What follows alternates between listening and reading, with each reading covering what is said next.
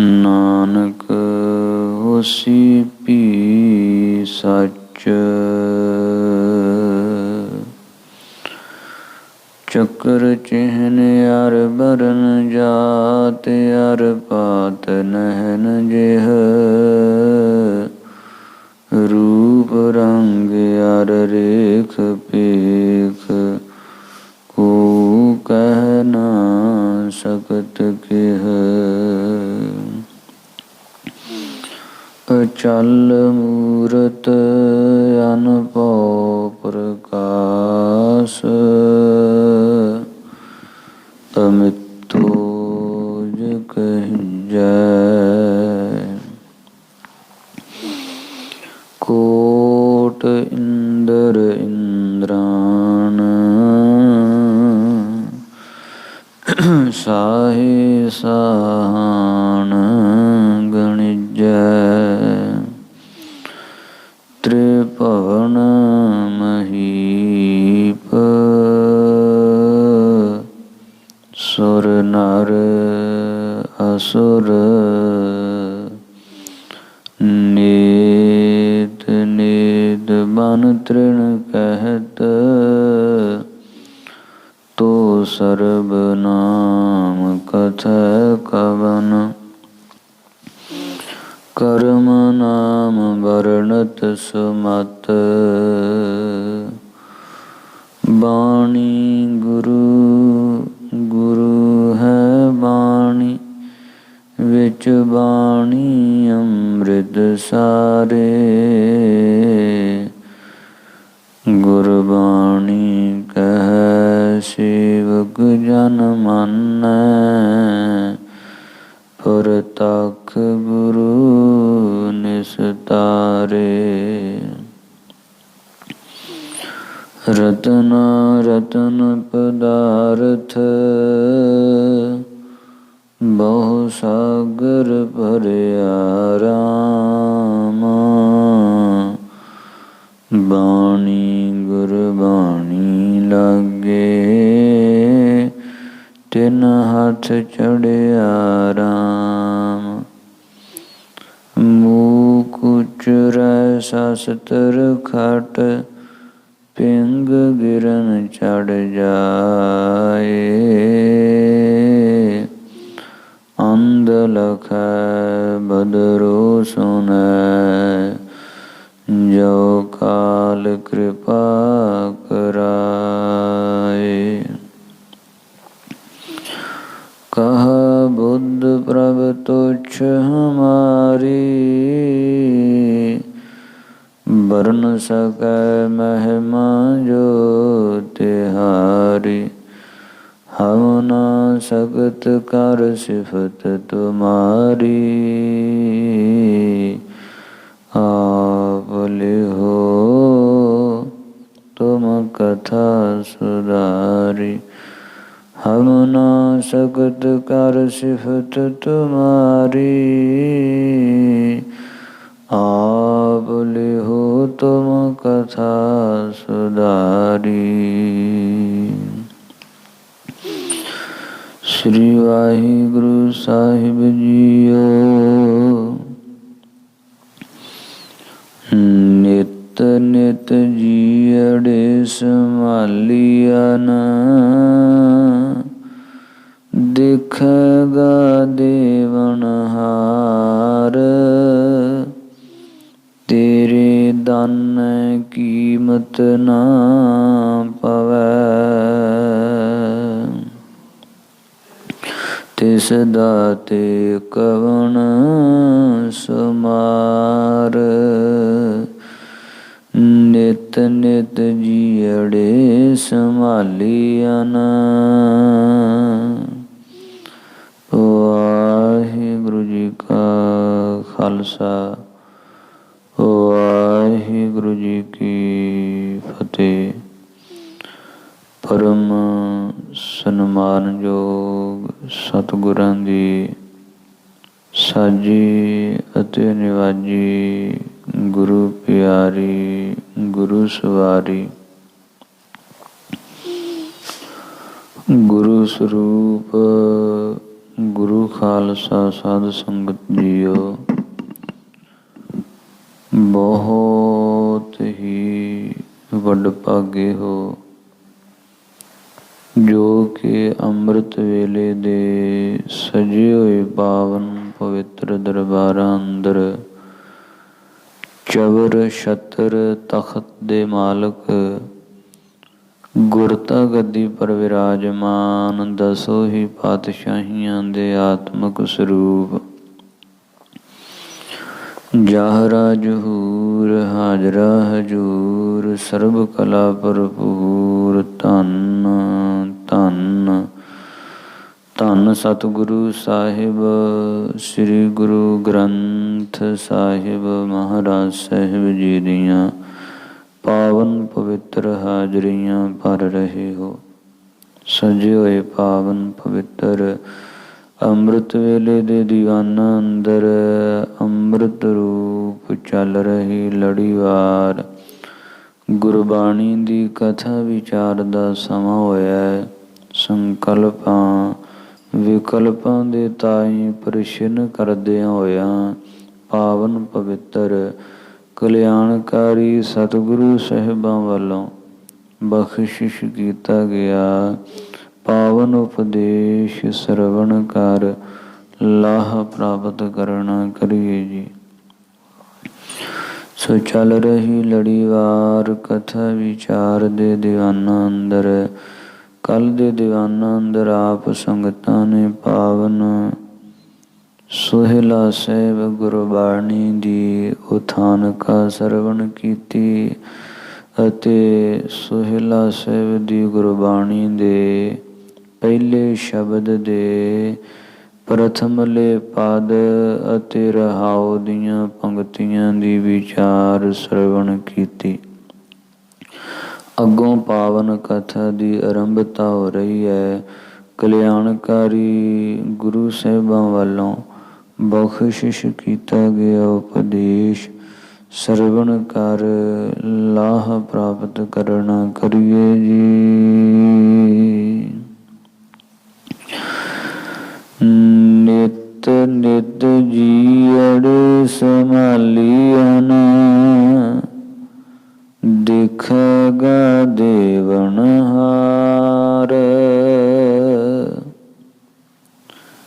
ਗੁਰਸਿੱਖਾਂ ਨੇ ਸਤਿਗੁਰੂ ਸਾਹਿਬਾਂ ਅੱਗੋਂ ਬੇਨਤੀ ਕੀਤੀ ਕਿ ਉਸ ਅਕਾਲ ਪੁਰਖ ਵਾਹਿਗੁਰੂ ਦਾ ਜਸ ਕਿੱਥੇ ਬਹਿ ਕੇ ਗਾਇਨ ਕਰਨਾ ਚਾਹੀਦਾ। ਸਤਿਗੁਰਾਂ ਦੱਸਿਆ ਭਾਈ ਸਤ ਸੰਗਤ ਵਾਲਾ ਸਥਾਨ ਹੀ ਸਰੀਬੋ ਪਰੀ ਹੈ, ਜਿੱਥੇ ਬੈਠ ਕੇ ਉਹ ਸਿਵਰਿਹੁ ਸਿਰਜਣਹਾਰ ਪਰਮਾਤਮਾ ਨੂੰ ਸਿਮਰਨਾ ਚਾਹੀਦਾ। ਸੋ ਭਾਈ ਉਸ ਵਾਹਿਗੁਰੂ ਦਾ ਜਸ ਮਿਲ ਕੇ ਸੰਗਤ ਵਿੱਚ ਬੈਠ ਕੇ ਗਾਇਆ ਕਰੋ ਜੀ। ਫਲ ਸਰੂਪ ਕੀ ਮਿਲੇਗਾ? ਕਹਿੰਦੇ ਸਦਾ ਸੁਖ ਹੋਏ, ਸਦੀਵੀ ਸੁੱਖਾਂ ਦੀ ਪ੍ਰਾਪਤੀ ਹੋ ਜਾਵੇਗੀ। ਸਿੱਖਾਂ ਨੇ ਫਿਰ ਬੇਨਤੀ ਕੀਤੀ ਕਿ ਸਤਿਗੁਰੂ ਨਾਨਕ ਦੇਵ ਜੀ ਜਿਸ ਵਾਹਿਗੁਰੂ ਦਾ ਜਸ ਗਾਉਣ ਦੇ ਨਾਲ ਸਦੀਵੀ ਸੁਖ ਪ੍ਰਾਪਤ ਹੋ ਜਾਂਦਾ ਹੈ, ਆਪ ਜੀ ਕਹਿ ਰਹੇ ਹੋ ਕਿ ਜਿਹਦੇ ਜਸ ਨੂੰ ਗਾਇਨ ਕਰਨ ਦੇ ਨਾਲ ਸਦਾ ਸੁਖ ਹੋਏ, ਉਹ ਪ੍ਰਭੂ ਕੈਸਾ ਹੈ, ਉਹ ਪ੍ਰਮਾਤਮਾ ਦਾ ਸਰੂਪ ਕੈਸਾ ਹੈ, ਉਹਦੇ ਗੁਣ ਕੀ ਹੈ। ਤਾਂ ਸਿੱਖਾਂ ਦਾ ਇਹ ਸਵਾਲ ਸੁਣ ਕੇ ਧੰਨ ਗੁਰੂ ਨਾਨਕ ਦੇਵ ਜੀ ਉੱਤਰ ਦਿੰਦੇ ਹੋਏ ਫਰਮਾ ਰਹੇ ਹੈ, ਗੁਰਮੁਖ ਗੁਰਸਿੱਖ ਜਗਿਆਸੂ ਜਨੋ, ਉਹ ਪਰਮੇਸ਼ਰ ਐਸਾ ਨਿਤ ਨਿਤ ਜੀੜੇ ਸੰਭਾਲੀਅਨ। ਉਹ ਨਿਤ ਕਹੀਏ ਹਮੇਸ਼ਾ ਸਰੂਪ ਰਹਿਣ ਵਾਲਾ ਹੈ। ਇਹ ਸੰਸਾਰ ਅਨਿਤ ਹੈ, ਸਦੀਵ ਨਹੀਂ ਰਹਿਣ ਵਾਲਾ, ਮਿਟ ਜਾਣ ਵਾਲਾ ਹੈ, ਪਸਰਿਆ ਹੋਇਆ ਪਸਾਰਾ। ਇਹ ਜੋ ਦ੍ਰਿਸ਼ਟਾਵਤ ਮਿਥਿਆ ਭਾਸੀ, ਇਹ ਮਿਟ ਜਾਣ ਵਾਲਾ ਹੈ, ਪਸਰਿਆ ਪਸਾਰਾ, ਕਿੰਤੂ ਨਿਤ ਨਿਤ ਨਿਤਾ ਪ੍ਰਤੀ ਰਹਿਣ ਵਾਲਾ, ਹਮੇਸ਼ਾ ਰਹਿਣ ਵਾਲਾ ਹੈ ਉਹ।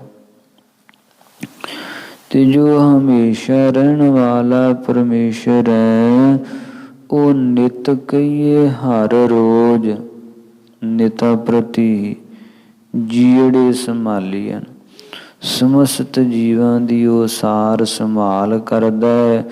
ਸਮਸਤ ਜੀਵਾਂ ਨੂੰ ਹਸਤੀ, ਕੀਟੀ, ਤ੍ਰਿੜਲਵ ਆਦਮ, ਕੀੜੀ ਤੋਂ ਲੈ ਕੇ ਹਾਥੀ ਤੱਕ ਦੀਨਨ ਕੀ ਪ੍ਰਤਪਾਲ ਕਰੈ ਨਿਤ। ਸੰਤਿਓ ਬਾਰਗ ਨੀਮਨ ਗਾਰੈ, ਪਸ ਪਸ਼ੂ ਨਗ ਨਾਗ ਨਰਾਦਪ, ਸਰਬ ਸਮੈ ਸਭ ਕੋ ਪ੍ਰਤਪਾਰੈ। ਉਹ ਸਾਰਿਆਂ ਦੀ ਸਾਰ ਸੰਭਾਲ ਕਰਦਾ ਹੈ। ਪਾਖਣ ਕੀਟ ਗੁਪਤ ਹੋਏ ਰਹਿਤਾ, ਪੱਥਰ ਵਿਚਲਾ ਕੀੜਾ, ਜਿਹਨੂੰ ਕੋਈ ਮਾਰਗ ਨਹੀਂ ਅੰਦਰ ਲੰਘਣ ਬਾਹਰ ਆਉਣ ਦਾ, ਤਾਚੋ ਮਾਰਗ ਨਹੀਂ। ਕਹਿ ਧੰਨਾ ਪੂਰਨ ਤਾਹੂ ਕੋ, ਉਹਨੂੰ ਵੀ ਪਾਲਦਾ। ਮਾਤਰੇ ਜੀਅ ਡਰਾਹੀ, ਮਤਾਂ ਆਪਣੇ ਜੀ ਹਿਰਦੇ ਵਿੱਚ ਡਰ ਭੈ ਰੱਖ ਕਿ ਰੋਜੀ ਰੋਟੀ ਕਿਵੇਂ ਕਮਾਵਾਂਗਾ, ਕਿੱਥੋਂ ਪ੍ਰਬੰਧ ਹੋਵੇਗਾ। ਸਤਿਗੁਰੂ ਜੀ ਕਹਿੰਦੇ ਨਾ ਕਰ ਚਿੰਤ, ਚਿੰਤਾ ਹੈ ਕਰਤੇ। ਸਾਰਿਆਂ ਦੀ ਸਾਰ ਸੰਭਾਲ ਕਰਦਾ ਹੈ। ਕੁੱਤਾ ਰੋਟੀ ਖਾਂਦਾ ਹੈ, ਨਾ ਪਕਾਉਂਦਾ ਹੈ, ਤੇ ਨਾ ਹੀ ਕਿਤੇ ਉਹ ਕਣਕ ਬੀਜ ਕੇ ਤੇ ਵਾਢੀ ਕਰਦਾ ਹੈ, ਪਰੰਤੂ ਦਿੰਦਾ ਹੈ ਕਰਤਾ ਉਸ ਨੂੰ। ਕਿਧਰੋਂ ਵੀ ਲਿਆ ਕੇ ਵਾਹਿਗੁਰੂ ਉਹਨੂੰ ਰੋਟੀ ਦਿੰਦਾ ਹੈ ਖਾਣ ਨੂੰ। ਸੋ ਐਸਾ ਉਹ ਪਰਮੇਸ਼ਰ ਹੈ ਕਿ ਉਹ ਸਾਰਿਆਂ ਦੀ ਹੀ ਸਾਰ ਸੰਭਾਲ ਕਰਦਾ। ਚਾਹੇ ਅੰਡਜ ਖਾਣੀ ਦੇ ਜੀਵ ਹੈ, ਜੀਰਜ ਖਾਣੀ ਦੇ ਜੀਵ ਹੈ, ਸਵੇਤਜ ਜਾਂ ਉਤਪੁਜ ਖਾਣੀ ਦੇ ਜੀਵ ਹੈ। ਸਮਸਤ ਬ੍ਰਹਿਮੰਡ ਵਿੱਚ ਜਿੱਥੇ ਵੀ ਜੀਵ ਸਥਿਤ ਹੈ, ਸਾਰਿਆਂ ਦੀ ਪਾਲਣਾ ਕਰਦਾ ਹੈ। ਫਿਰ ਕਲਗੀਧਰ ਪਾਤਸ਼ਾਹ ਦੇ ਕਹਿੰਦੇ ਹੈ ਨਾ, ਰੋਖ ਰੁਹਾਨ ਕੀ ਰੋਜੀ ਨਾ ਟਾਰੈ। ਰੋਖ ਰੁਹਾਨ ਨਾਮ ਦਾ ਇੱਕ ਜਾਨਵਰ ਹੈ, ਇਤਨੀ ਵੱਡੇ ਆਕਾਰ ਦਾ ਹੈ ਕਿ ਉਹਦੇ ਆਪਣੇ ਆਪ ਦੇ ਵਿੱਚ ਹੀ ਉੱਠ ਕੇ ਹਿੱਲਣ ਜੁਲਣ ਦੀ ਸਮਰੱਥਾ ਨਹੀਂ ਰਹਿੰਦੀ। ਇਤਨਾ ਵੱਡਾ ਉਹਦਾ ਆਕਾਰ ਹੋ ਜਾਂਦਾ ਹੈ। ਤੇ ਖੁਰਾਕ ਉਹਦੀ ਕੀ ਹੈ, ਹਾਥੀ ਖਾ ਜਾਂਦਾ ਹੈ। ਤੇ ਬੈਠੇ ਬਿਠਾਏ ਨੂੰ ਉੱਥੇ ਉਹ ਖੁਰਾਕ ਉਹਦੀ ਪਹੁੰਚਾਉਂਦਾ ਹੈ। ਅਨਲ ਮਨਲ ਨਾਮ ਦੇ ਪਕਸ਼ੀ ਹੈ, ਜੋ ਆਪਣੇ ਦੇਸ਼ ਦੇ ਵਿੱਚੋਂ ਆਉਂਦੇ ਇੱਥੇ ਆ ਕੇ ਆਪਣੀ ਉਪਜੀਵਕਾ, ਉਹਨਾਂ ਦੀ ਉਪਜੀਵਕਾ ਵੀ ਇੰਨੀ ਹੈ ਕਿ ਹਾਥੀ ਜਿੰਨਾ ਮਾਸ ਉਹ ਖਾ ਹੀ ਜਾਂਦੇ। ਤੇ ਉਪਜੀਵਕਾ ਆਪਣੀ ਖਾ ਕੇ ਫਿਰ ਕੀ ਕਰਦੇ, ਪਹੁੰਚਿਆਂ ਵਿੱਚ ਹਾਥੀ ਨੂੰ ਉਡਾ ਕੇ ਨਾ ਲੈ ਜਾਂਦੇ ਹੈ ਕਿ ਕੱਲ੍ਹ ਦੀ ਖੁਰਾਕ ਜਿਹੜੀ ਹੈ ਉਹ ਜਮ੍ਹਾਂ ਕਰ ਲਈਏ। ਤੇ ਜਦੋਂ ਰੋਖ ਰੁਹਾਨ ਜਾਨਵਰ ਦੇ ਦੇਸ਼ ਦੇ ਉੱਤੋਂ ਦੀ ਲੰਘਦੇ ਹਨ, ਉਹ ਇੰਨੀ ਉੱਚੀ ਬੜਕ ਮਾਰਦਾ ਕਿ ਡਰ ਦੇ ਨਾਲ ਹੀ ਇਹਨਾਂ ਦੇ ਪਹੁੰਚਿਆਂ ਵਿੱਚੋਂ ਹਾਥੀ ਡਿੱਗ ਪੈਂਦਾ ਤੇ ਉਹ ਛਕ ਕੇ ਤ੍ਰਿਪਤ ਹੋ ਜਾਂਦਾ ਹੈ। ਇਹ ਕਲਗੀਧਰ ਪਾਤਸ਼ਾਹ ਨੇ 10ਵੇਂ ਗੁਰੂ ਗ੍ਰੰਥ ਸਾਹਿਬ ਜੀ ਵਿੱਚ ਅੰਕਿਤ ਕੀਤਾ, ਰੋਖ ਰੁਹਾਨ ਕੀ ਰੋਜੀ ਨਾ ਟਾਰੈ। ਐਸਾ ਉਹ ਪਰਮੇਸ਼ਰ ਹੈ, ਉਹ ਜੀੜੇ ਸੰਭਾਲੀਆਂ ਨਿਤਾ ਪ੍ਰਤੀ ਹਮੇਸ਼ਾ ਹੀ ਸਮਸਤ ਜੀਵਾਂ ਦੀ ਉਹ ਸਾਰ ਸੰਭਾਲ ਕਰਦਾ, ਸਾਰਿਆਂ ਦੀ ਉਹ ਪ੍ਰਤਪਾਲਣਾ ਕਰਦਾ। ਦੇਖੇਗਾ ਦੇਵਨਹਾਰ, ਉਹ ਦੇਵਨਹਾਰ ਦੇਵਨ ਵਾਲਾ ਜਿਹੜਾ ਪਰਮੇਸ਼ਰ ਹੈ ਨਾ, ਗੁਰਮੁਖ ਗੁਰਸਿੱਖ ਜਗਿਆਸੂ ਜਨੋ, ਉਹ ਐਸਾ ਹੈ, ਹਮੇਸ਼ਾ ਰਹਿਣ ਵਾਲਾ ਹੈ, ਸਾਰਿਆਂ ਦੀ ਸਾਰ ਸੰਭਾਲ ਕਰਦਾ। ਤੇ ਜਿਸ ਵੇਲੇ ਤੁਸੀਂ ਉਸ ਨੂੰ ਸਿਮਰੋਗੇ ਨਾ, ਤੁਸੀਂ ਉਸ ਨੂੰ ਯਾਦ ਕਰੋਗੇ, ਸਿਵਰੇ ਹੋ ਸਿਰਜਣਹਾਰ ਨੂੰ ਯਾਦ ਕਰੋਗੇ, ਤਾਂ ਫਿਰ ਦੇਖੇਗਾ ਉਹ ਫਿਰ ਕਿਰਪਾ ਦ੍ਰਿਸ਼ਟੀ ਧਾਰਨ ਕਰਕੇ ਤੁਹਾਡੇ ਵੱਲ ਵੇਖੇਗਾ, ਅਥਵਾ ਦੇਖੇਗਾ ਦੇਵਨਾਰੋ। ਜੋ ਦੇਵਨਾਰ ਪ੍ਰਮਾਤਮਾ ਹੈ ਨਾ, ਐਸੀ ਕਿਰਪਾ ਦ੍ਰਿਸ਼ਟੀ ਧਾਰਨ ਕਰਕੇ ਵੇਖੇਗਾ ਕਿ ਉਹ ਨਦਰੋ ਨਦਰੀ ਨਿਹਾਲ ਕਰ ਦੇਵੇਗਾ। ਵੇਖੋ, ਸਮਾਨਯ ਦ੍ਰਿਸ਼ਟੀ ਉਹਦੀ ਸਾਰਿਆਂ ਤੇ ਹੀ ਹੈ। ਇੱਕ ਸਮਾਨਯ ਦ੍ਰਿਸ਼ਟੀ ਹੈ, ਇੱਕ ਵਿਸ਼ੇਸ਼ ਦ੍ਰਿਸ਼ਟੀ ਹੈ।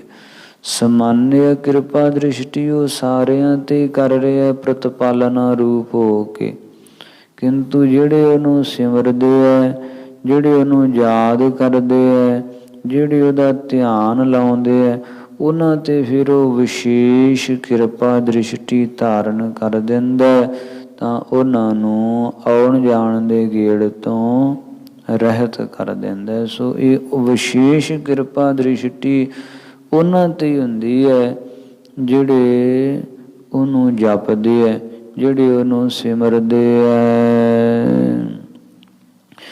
ਤੇਰੇ ਦਾਨ ਕੀਮਤ ਨਾ ਪਵੈ, ਤਿਸ ਦਾਤੇ ਕਵਣ ਸੁਮਾਰ। ਹੇ ਭਾਈ, ਹੇ ਜਗਿਆਸੂ, ਤੇਰੇ ਪਾਸੋਂ, ਤੇਰੇ ਕੋਲੋਂ ਉਸ ਵਾਹਿਗੁਰੂ ਦੁਆਰਾ ਦਿੱਤੀ ਹੋਈ ਜਿਹੜੀ ਦਾਨ ਦੀ ਕੀਮਤ ਹੈ ਨਾ, ਉਹ ਪੈ ਨਹੀਂ ਸਕਣੀ। ਉਹ ਪਰਮੇਸ਼ਰ ਨੇ ਜਿਹੜੇ ਜਿਹੜੇ ਤੈਨੂੰ ਦਾਨ ਦਿੱਤੇ ਹੋਏ ਹੈ ਨਾ, ਤੂੰ ਉਹਦੀ ਕੀਮਤ ਨਹੀਂ ਤਾਰ ਸਕਦਾ, ਉਹਦੀ ਕੀਮਤ ਜਾਣ ਵੀ ਨਹੀਂ ਸਕਦਾ। ਕਿਤਨੀਆਂ ਵੱਡੀਆਂ ਉਹਦੀਆਂ ਦਾਤਾਂ ਹਨਗੀਆਂ। ਤੂੰ ਅਣਮੰਗਿਆ ਦਾਨ ਦੇਵਣਾ ਸਭਨਾਹਾ ਜੀ, ਅਣਮੰਗਿਆ ਦਾਨ ਦਿੱਤਾ ਹੋਇਆ। ਕਿਤਨੀਆਂ ਵੱਡਮੁੱਲੀਆਂ ਦਾਤਾਂ। ਇਹ ਮਨੁੱਖਾ ਜਨਮ ਦੁਰਲੱਭ ਹੈ, ਵਾਹਿਗੁਰੂ ਨੇ ਦਾਨ ਵਿੱਚ ਹੀ ਦਿੱਤਾ ਨਾ। ਕਿਹੜੇ ਅਸੀਂ ਐਸਾ ਮੁੱਲ ਤਾਰਿਆ ਜਿਹਦੇ ਨਾਲ ਮਿਲਿਆ? ਦਾਨ ਵਿੱਚ ਹੀ ਮਿਲਿਆ ਨਾ ਮੁਲਕ ਮਨੁੱਖਾ ਸਰੀਰ। ਤੇ ਕਿਤਨੇ ਕੀਮਤੀ ਅਮੋਲਕ ਸਵਾਸ ਉਹਨੇ ਦਾਨ ਵਿੱਚ ਹੀ ਦਿੱਤੇ ਹੈ ਨਾ। ਜੇ ਆਪਣੇ ਮੁੱਲ ਦੁਆਰਾ ਅਸੀਂ ਲਏ ਤੇ ਹੁਣ ਮੁੱਲ ਤਾਰ ਕੇ ਲੈ ਕੇ ਵਿਖਾਓ ਖਾਂ ਸਵਾਸ ਕਿਤੋਂ ਨਹੀਂ ਮਿਲਦੇ। ਮੁੱਲ ਤਾਰੇ ਉਹਨੇ ਦਾਨ ਵਿੱਚ ਦਿੱਤੇ ਹੋਏ ਹੈ। ਰਹਿਣ ਯੋਗ ਪ੍ਰਿਥਵੀ ਦਿੱਤੀ ਹੈ ਅਤੇ ਖਾਣ ਯੋਗ ਨਾਨਾ ਤਰ੍ਹਾਂ ਦੇ ਪਕਵਾਨ ਦਿੱਤੇ ਹੈ। ਪਹਿਨਣ ਯੋਗ ਵਸਤਰ ਦਿੱਤੇ ਹੈ। ਫਿਰ ਸਹਾਇਤਾ ਵਾਸਤੇ ਪਹਿਲੋਂ ਬਾਲਕ ਰੂਪ ਦੇ ਵਿੱਚ ਪ੍ਰਤਪਾਲਣਾ ਵਾਸਤੇ ਉਹਨੇ ਮਾਤਾ ਪਿਤਾ ਦਿੱਤੇ ਹੈ। ਇਸੇ ਤਰ੍ਹਾਂ ਬਜ਼ੁਰਗਾਂ ਅਵਸਥਾ ਵਿੱਚ ਸੰਭਾਲਣ ਵਾਸਤੇ ਧੀਆਂ ਪੁੱਤਰ ਦਿੱਤੇ ਹੈ। ਸੱਜਣ ਮਿੱਤਰ, ਇਹ ਸਭ ਉਹਦੇ ਦਿੱਤੇ ਹੋਏ ਦਾਨ ਹੀ ਹੈ ਪਰਮੇਸ਼ਰ ਦੇ। ਫਿਰ ਉਸਨੇ ਇਹ ਪਾਣੀ ਦਿੱਤਾ। ਪਹਿਲਾ ਪਾਣੀ ਜੀਓ ਹੈ ਜੇ ਧਰਿਆ ਸਭ ਕੋਇ। ਇਹ ਪਾਣੀ ਦਿੱਤਾ ਹੈ, ਅੰਨ ਦਿੱਤਾ ਹੈ। ਪਾਣੀ ਬਿਨਾਂ ਜੀਵਨ ਨਹੀਂ, ਅੰਨ ਬਿਨਾਂ ਜੀਵਨ ਨਹੀਂ। ਉਹਦੇ ਦਿੱਤੇ ਹੀ ਦਾਨ ਹੈ ਨਾ। ਸੋ ਜਿੱਧਰ ਵੀ ਦ੍ਰਿਸ਼ਟੀ ਮਾਰ ਲਓ, ਉਹ ਵਸਤੂਆਂ ਅਸੀਂ ਮੁੱਲ ਵਿੱਚ ਕਦੇ ਖਰੀਦ ਨਾ ਪਾਉਂਦੇ, ਜਿਹੜੀਆਂ ਉਹਨੇ ਸਾਨੂੰ ਦਾਨ ਵਿੱਚ ਹੀ ਦਿੱਤੀਆਂ ਹੋਈਆਂ ਹਨਗੀਆਂ। ਇਸ ਵਾਸਤੇ ਜਗਿਆਸੂ, ਤੇਰੇ ਕੋਲੋਂ, ਤੇਰੇ ਪਾਸੋਂ ਦਾਨੇ ਕੀਮਤ ਨਾ ਪਵੇ। ਉਹਦੇ ਦਿੱਤੇ ਹੋਏ ਦਾਨ ਦੀ ਕੀਮਤ ਨਹੀਂ ਪਾਈ ਜਾ ਸਕਦੀ। ਤਿਸ ਦਾਤੇ ਕਵਣ ਸੁਮਾਰ। ਉਹ ਦਾਤੇ ਦਾ ਸ਼ੁਮਾਰ, ਦਾਤੇ ਦੀ ਗਿਣਤੀ ਮਿਣਤੀ ਕੀ ਕੀਤੀ ਜਾ ਸਕੇਗੀ? ਉਹਦੇ ਦੇ ਦਿੱਤੇ ਹੋਏ ਦਾਨ ਦੀ ਕੀਮਤ ਨਹੀਂ ਪਾਈ ਜਾ ਸਕਦੀ। ਤੇ ਜਿਹੜਾ ਦਾਤਾ ਹੈ ਉਹਦੀ ਕੀਮਤ ਕੋਈ ਕਿਵੇਂ ਪਾ ਲਵੇਗਾ? ਐਸਾ ਉਹ ਪਰ ਬ੍ਰਹਮ ਸਰੂਪ ਪਰਮਾਤਮਾ ਹੈ। ਅਥਵਾ ਇਹ ਭਾਈ, ਤੇਰੇ ਪਾਸੋਂ ਉਸ ਪ੍ਰਭੂ ਦੇ ਦਾਨੇ ਨਾਮ ਦਾਨੇ ਵਾ ਦਾਨੇ ਦੀਵਾਨੇ ਮਸਤਾਨੇ ਆਦਿਕਾਂ ਦੀ ਵੀ ਕੀਮਤ ਨਹੀਂ ਪਾਈ ਜਾ ਸਕਦੀ। ਫਿਰ ਉਹਨਾਂ ਨੂੰ ਦੀਵਾਨਗੀ ਦੇਣ ਵਾਲੇ ਉਸ ਦਾਤੇ ਪ੍ਰਭੂ ਦੀ ਸੁਮਾਰ ਗਿਣਤੀ ਕੌਣ ਕਰ ਸਕਦਾ? ਭਾਵ ਕੋਈ ਨਹੀਂ ਕਰ ਸਕਦਾ। ਦਾਨੇ ਹੁੰਦੇ ਆ ਅਕਲ ਵਾਲੇ, ਗਿਆਨਵਾਨ, ਸਮਝਦਾਰ, ਜਿਨ੍ਹਾਂ ਤੋਂ ਵਿਵਹਾਰਕ ਕੰਮਾਂ ਵਿੱਚ ਲੱਗੇ ਹੋਏ ਦਿਸਦੇ ਹਨ, ਪਰ ਅੰਦਰੋਂ ਹਮੇਸ਼ਾ ਪ੍ਰਭੂ ਨਾਲ ਜਿਨ੍ਹਾਂ ਦੀ ਲਿਵ ਜੁੜੀ ਹੋਈ ਹੁੰਦੀ ਹੈ। ਬਾਹਰੋਂ ਵਿਵਹਾਰਕ ਕਾਰ ਕਰਦੇ ਹੈ, ਉਹਨਾਂ ਨੂੰ ਕਹਿੰਦੇ ਦਾਨੇ। ਹੋਨ ਨਜੀਕ ਖੁਦਾਏ ਦੈ, ਭੇਤ ਨ ਕਿਸੈ ਦੇਨ। ਦੀਸੈ ਸਭ ਮੈਂ ਸਭ ਤੇ ਰਹਤੇ, ਪਾਰ ਬ੍ਰਹਮ ਕੋਏ ਧਿਆਨ ਧਰਤੇ। ਰਹਿੰਦੇ ਸਾਰਿਆਂ ਦੇ ਵਿੱਚ ਹੀ ਹੈ, ਕਾਰ ਵਿਹਾਰ ਵੀ ਕਰਦੇ ਹੈ, ਕਿੰਤੂ ਸੁਰਤ ਉਹਨਾਂ ਦੀ ਸਿਮਰਨ ਵਿੱਚ ਜੁੜੀ ਹੋਈ ਹੁੰਦੀ, ਉਹਨੂੰ ਕਹਿੰਦੇ ਦਾਨੇ। ਤੇ ਇੱਕ ਹੁੰਦੇ ਦਾਨੀ ਦੀਵਾਨੇ, ਜਿਹੜੇ ਅੰਦਰੋਂ ਲਿਵਲਾਈ ਰੱਖਦੇ ਪਰ ਬਾਹਰਲੇ ਵਿਵਹਾਰਾਂ ਵੱਲੋਂ ਦੀਵਾਨੇ ਹੋ ਜਾਂਦੇ, ਮਸਤਾਨੇ। ਬਾਹਰਲੇ ਕੰਮਾਂ ਕਾਰਾਂ ਦੀ ਚਿੰਤਾ ਤੋਂ ਰਹਿਤ ਹੋ ਜਾਂਦੇ। ਸਿਦਕ ਸਬੂਰੀ ਸਾਬਤੇ ਮਸਤੀ ਹੁਸ਼ਿਆਰੀ, ਤਥਾ ਭਾਏ ਭਗਤ ਪੈ ਚੱਲਣਾ, ਮਸਤਲ ਮਸਤ ਸਦਾ ਹੁਸ਼ਿਆਰੀ। ਬਾਹਰੋਂ ਕੋਈ ਕਿਰਿਆ ਹੋ ਗਈ ਜਾਂ ਨਹੀਂ ਹੋਈ, ਜੈਸੇ ਭਾਈ ਰਾਮ ਕੋਏ ਜੀ, ਭੋਜਨ ਛਕਿਆ ਕਿ ਨਹੀਂ ਛਕਿਆ ਪਤਾ ਹੀ ਕੋਈ ਨਹੀਂ, ਆਪਣੇ ਆਪ ਦੇ ਵਿੱਚ ਮਸਤ। ਸਾਰਾ ਘਰ ਬਾਹਰ ਲੁੱਟਿਆ ਗਿਆ ਤੇ ਲਾਹੌਰ ਸੂਬਾ ਆ ਕੇ ਪੁੱਛਦਾ ਜੀ ਤੁਹਾਡਾ ਕੀ ਗਵਾਚਿਆ, ਤੇ ਦ੍ਰਿਸ਼ਟੀ ਤਾਂ ਚੁੱਕ ਕੇ ਸਾਹਮਣੇ ਬਾਜਾਂ ਵੱਲ ਵੇਂਦੇ, ਕਹਿੰਦੇ ਬਾਜਾਂ ਦੀਆਂ ਡੋਰਾਂ ਨਹੀਂ ਇੱਥੇ ਹੈਗੀਆਂ। ਐਸੇ ਜਿਨ੍ਹਾਂ ਨੂੰ ਬਾਹਰਲੇ ਵਿਵਹਾਰਾਂ ਦੀ ਕੋਈ ਚਿੰਤਾ ਹੀ ਨਹੀਂ, ਬਾਹਰਲੇ ਵਿਵਹਾਰਾਂ ਵੱਲੋਂ ਉਪਰਾਮ ਹੋ ਜਾਂਦੇ, ਤੇ ਅੰਦਰੋਂ ਜਿਨ੍ਹਾਂ ਦੀ ਲਿਵ ਜੁੜ ਜਾਂਦੀ ਉਹਨਾਂ ਨੂੰ ਕਹਿੰਦੇ ਦਾਨੇ ਦੀਵਾਨੇ। ਤੇ ਇੱਕ ਹੁੰਦੇ ਹੈ ਕਿ ਦਾਨੇ ਦੀਵਾਨੇ ਮਸਤਾਨੇ, ਜਿਨ੍ਹਾਂ ਨੂੰ ਪ੍ਰਭੂ ਦੇ ਆਨੰਦ ਵਿੱਚ ਐਸੀ ਮਸਤੀ ਆ ਜਾਂਦੀ ਹੈ ਕਿ ਵਿਵਹਾਰਾਂ ਦੀ ਤਾਂ ਕਿ ਆਪਣੇ ਆਪ ਦੀ ਵੀ ਸੋਝੀ ਨਹੀਂ ਰਹਿੰਦੀ। ਕਹਿੰਦੇ ਬ੍ਰਹਮ ਗਿਆਨੀ ਕੈ ਨਾਹੀ ਧੰਦਾ, ਤਥਾ ਮਨ ਤੇ ਬਿਸਰਿਓ ਸਗਲੋ ਧੰਦਾ, ਗੁਰ ਕੀ ਚਰਨੀ ਲਾਏ। ਗੁਰਮੁਖ ਸੁਖ ਫਲ ਪਿਰਮ ਰਸ ਦੇ, ਬਦੇ ਪਰਮ ਪਦ ਪਾਏ। ਸੋ ਐਸੇ ਜਿਹੜੇ ਦਾਨੇ ਦੀਵਾਨੇ ਮਸਤਾਨੇ ਹੈ ਨਾ ਜਗਿਆਸੂ, ਤੇਰੇ ਕੀਮਤ ਨਾ ਪਵੇ। ਤੇਰੇ ਕੋਲੋਂ ਤੇ ਉਹਨਾਂ ਰੱਬ ਦੇ ਐਸੇ ਪਿਆਰਿਆਂ ਦੀ ਵੀ ਕੀਮਤ ਨਹੀਂ ਪਾਈ ਜਾ ਸਕਦੀ। ਜਿਹੜੇ ਐਸੇ ਰੱਬ ਦੇ ਪਿਆਰੇ, ਉਹਨਾਂ ਦੀ ਵੀ ਕੀਮਤ ਨਹੀਂ ਤੂੰ ਪਾ ਸਕਦਾ। ਤੇ ਤਿਸ ਦਾਤੇ ਕਵਣ ਸਮਾਰ, ਇਹ ਦੀਵਾਨਗੀ, ਇਹ ਸਨੇਹ, ਇਹ ਪਿਆਰ, ਇਹ ਭਗਤੀ, ਇਹ ਆਤਮਕ ਆਨੰਦ ਜਿਹਨੇ ਦਿੱਤਾ ਦਾਤੇ ਨੇ, ਉਹਨਾਂ ਰੱਬ ਦੇ ਪਿਆਰੇ ਆਪਣੇ ਭਗਤਾਂ ਸੰਤਾਂ ਨੂੰ, ਉਹ ਦੇਣ ਵਾਲੇ ਦਤਾਰ ਦੀ ਕਵਣ ਸਮਾਰ, ਕੀ ਤੂੰ ਸਮਾਰ ਕਰੇਗਾ, ਗਿਣਤੀ ਕਰੇਗਾ, ਉਹਦਾ ਕੋਈ ਥਾ ਨਹੀਂ। ਉਹ ਬੇਅੰਤ ਸਰੂਪ ਹੈ ਪਰਮਾਤਮਾ। ਸੰਬਤ ਸਾਹਾ ਲਿਖਿਆ, ਮਿਲ ਕਰ ਪਾਵਹੁ ਤੇਲ। ਪਹਿਲੋਂ ਉਦਾਹਰਣ ਦਿੰਦੇ ਹੈ, ਦ੍ਰਿਸ਼ਟਾਂਤ ਦਿੰਦੇ ਹੈ, ਫਿਰ ਪ੍ਰਮਾਣ ਦੇਣਗੇ। ਕਹਿੰਦੇ ਜਿਸ ਤਰ੍ਹਾਂ ਸੰਬਤ ਸਾਹਾ ਲਿਖਿਆ, ਕਹਿੰਦੇ ਜਿਸ ਤਰ੍ਹਾਂ ਲੜਕੀ ਦਾ ਵਿਆਹ ਕਰਨਾ ਹੋਵੇ ਨਾ, ਤਾਂ ਉਸ ਸਮੇਂ ਸੰਬਤ ਸਾਲ ਅਤੇ ਸਾਹਾ ਜਿਹੜਾ ਹੈ ਉਹ ਲਿਖਿਆ ਜਾਂਦਾ, ਦਿਨ ਨਿਸ਼ਚਿਤ ਕੀਤਾ ਜਾਂਦਾ ਕਿ ਫਲਾਣੇ ਦਿਨ ਜਿਹੜਾ ਹੈ ਉਹ ਵਿਆਹ ਹੋਵੇਗਾ। ਤੇ ਮਿਲ ਕਰ ਪਾਵੋ ਤਿਲ, ਜਦੋਂ ਫਿਰ ਵਿਆਹ ਵਾਲਾ ਦਿਨ ਆਉਂਦਾ ਤੇ ਲੜਕੀਆਂ ਮਿਲ ਕੇ ਜਿਹੜੀ ਉਹ ਵਿਆਹ ਵਾਲੀ ਲੜਕੀ ਉਹਦੇ ਤਾਈ ਨਿਭਾਉਂਦੀਆਂ, ਫਿਰ ਤੇਲ ਚੋਂਦੀਆਂ, ਅਥਵਾ ਸੱਤ ਸੁਹਾਗਣਾ ਮਿਲ ਕੇ ਨਾਨਾ ਤਰ੍ਹਾਂ ਦੇ ਸ਼ਗਨ ਕਰਦੀਆਂ ਹਨ। ਮਿਲ ਕੇ ਲੜਕੀ ਦੇ ਸਿਰ ਵਿੱਚ ਸ਼ਗਨਾਂ ਦਾ ਤੇਲ ਪਾ ਕੇ ਨਾਨਾ ਤਰ੍ਹਾਂ ਦੀਆਂ ਵਿਆਹ ਦੀਆਂ ਜਿਹੜੀਆਂ ਰਸਮਾਂ ਹਨ ਉਹਨਾਂ ਨੂੰ ਇਹ ਨਿਭਾਉਂਦੀਆਂ। ਦੇਹੋ ਸੱਜਣ ਸੀਸੜੀਆ, ਜੋ ਹੋਵੇ ਸਾਹਿਬ ਸਿਉ ਮੇਲ। ਤਿਉ ਵਿਆਹ ਵਾਲੀ ਲੜਕੀ ਆਪਣੀਆਂ ਸਹੇਲੀਆਂ ਨੂੰ ਜਾਂ ਆਪਣੀਆਂ ਚਾਚੀਆਂ ਤਾਈਆਂ ਮਾਸੀਆਂ ਨੂੰ ਕਹਿੰਦੀ ਹੈ ਕਿ ਮੈਨੂੰ ਅਸੀਸੜੀਆਂ ਦਿਓ, ਮੈਨੂੰ ਅਸੀਸਾਂ ਦਿਓ। ਕੀ ਅਸੀਸਾਂ? ਕਿ ਜਿਸ ਤਰ੍ਹਾਂ ਮੇਰਾ ਮੇਰੇ ਸੁਆਮੀ ਨਾਲ ਮੇਰਾ ਮੇਰੇ ਪਤੀ ਨਾਲ ਸੁਖਦਾਇਕ ਮੇਲ ਹੋਵੇ, ਸੁਖਦਾਇਕ ਮੇਰਾ ਮਿਲਾਪ ਹੋਵੇ।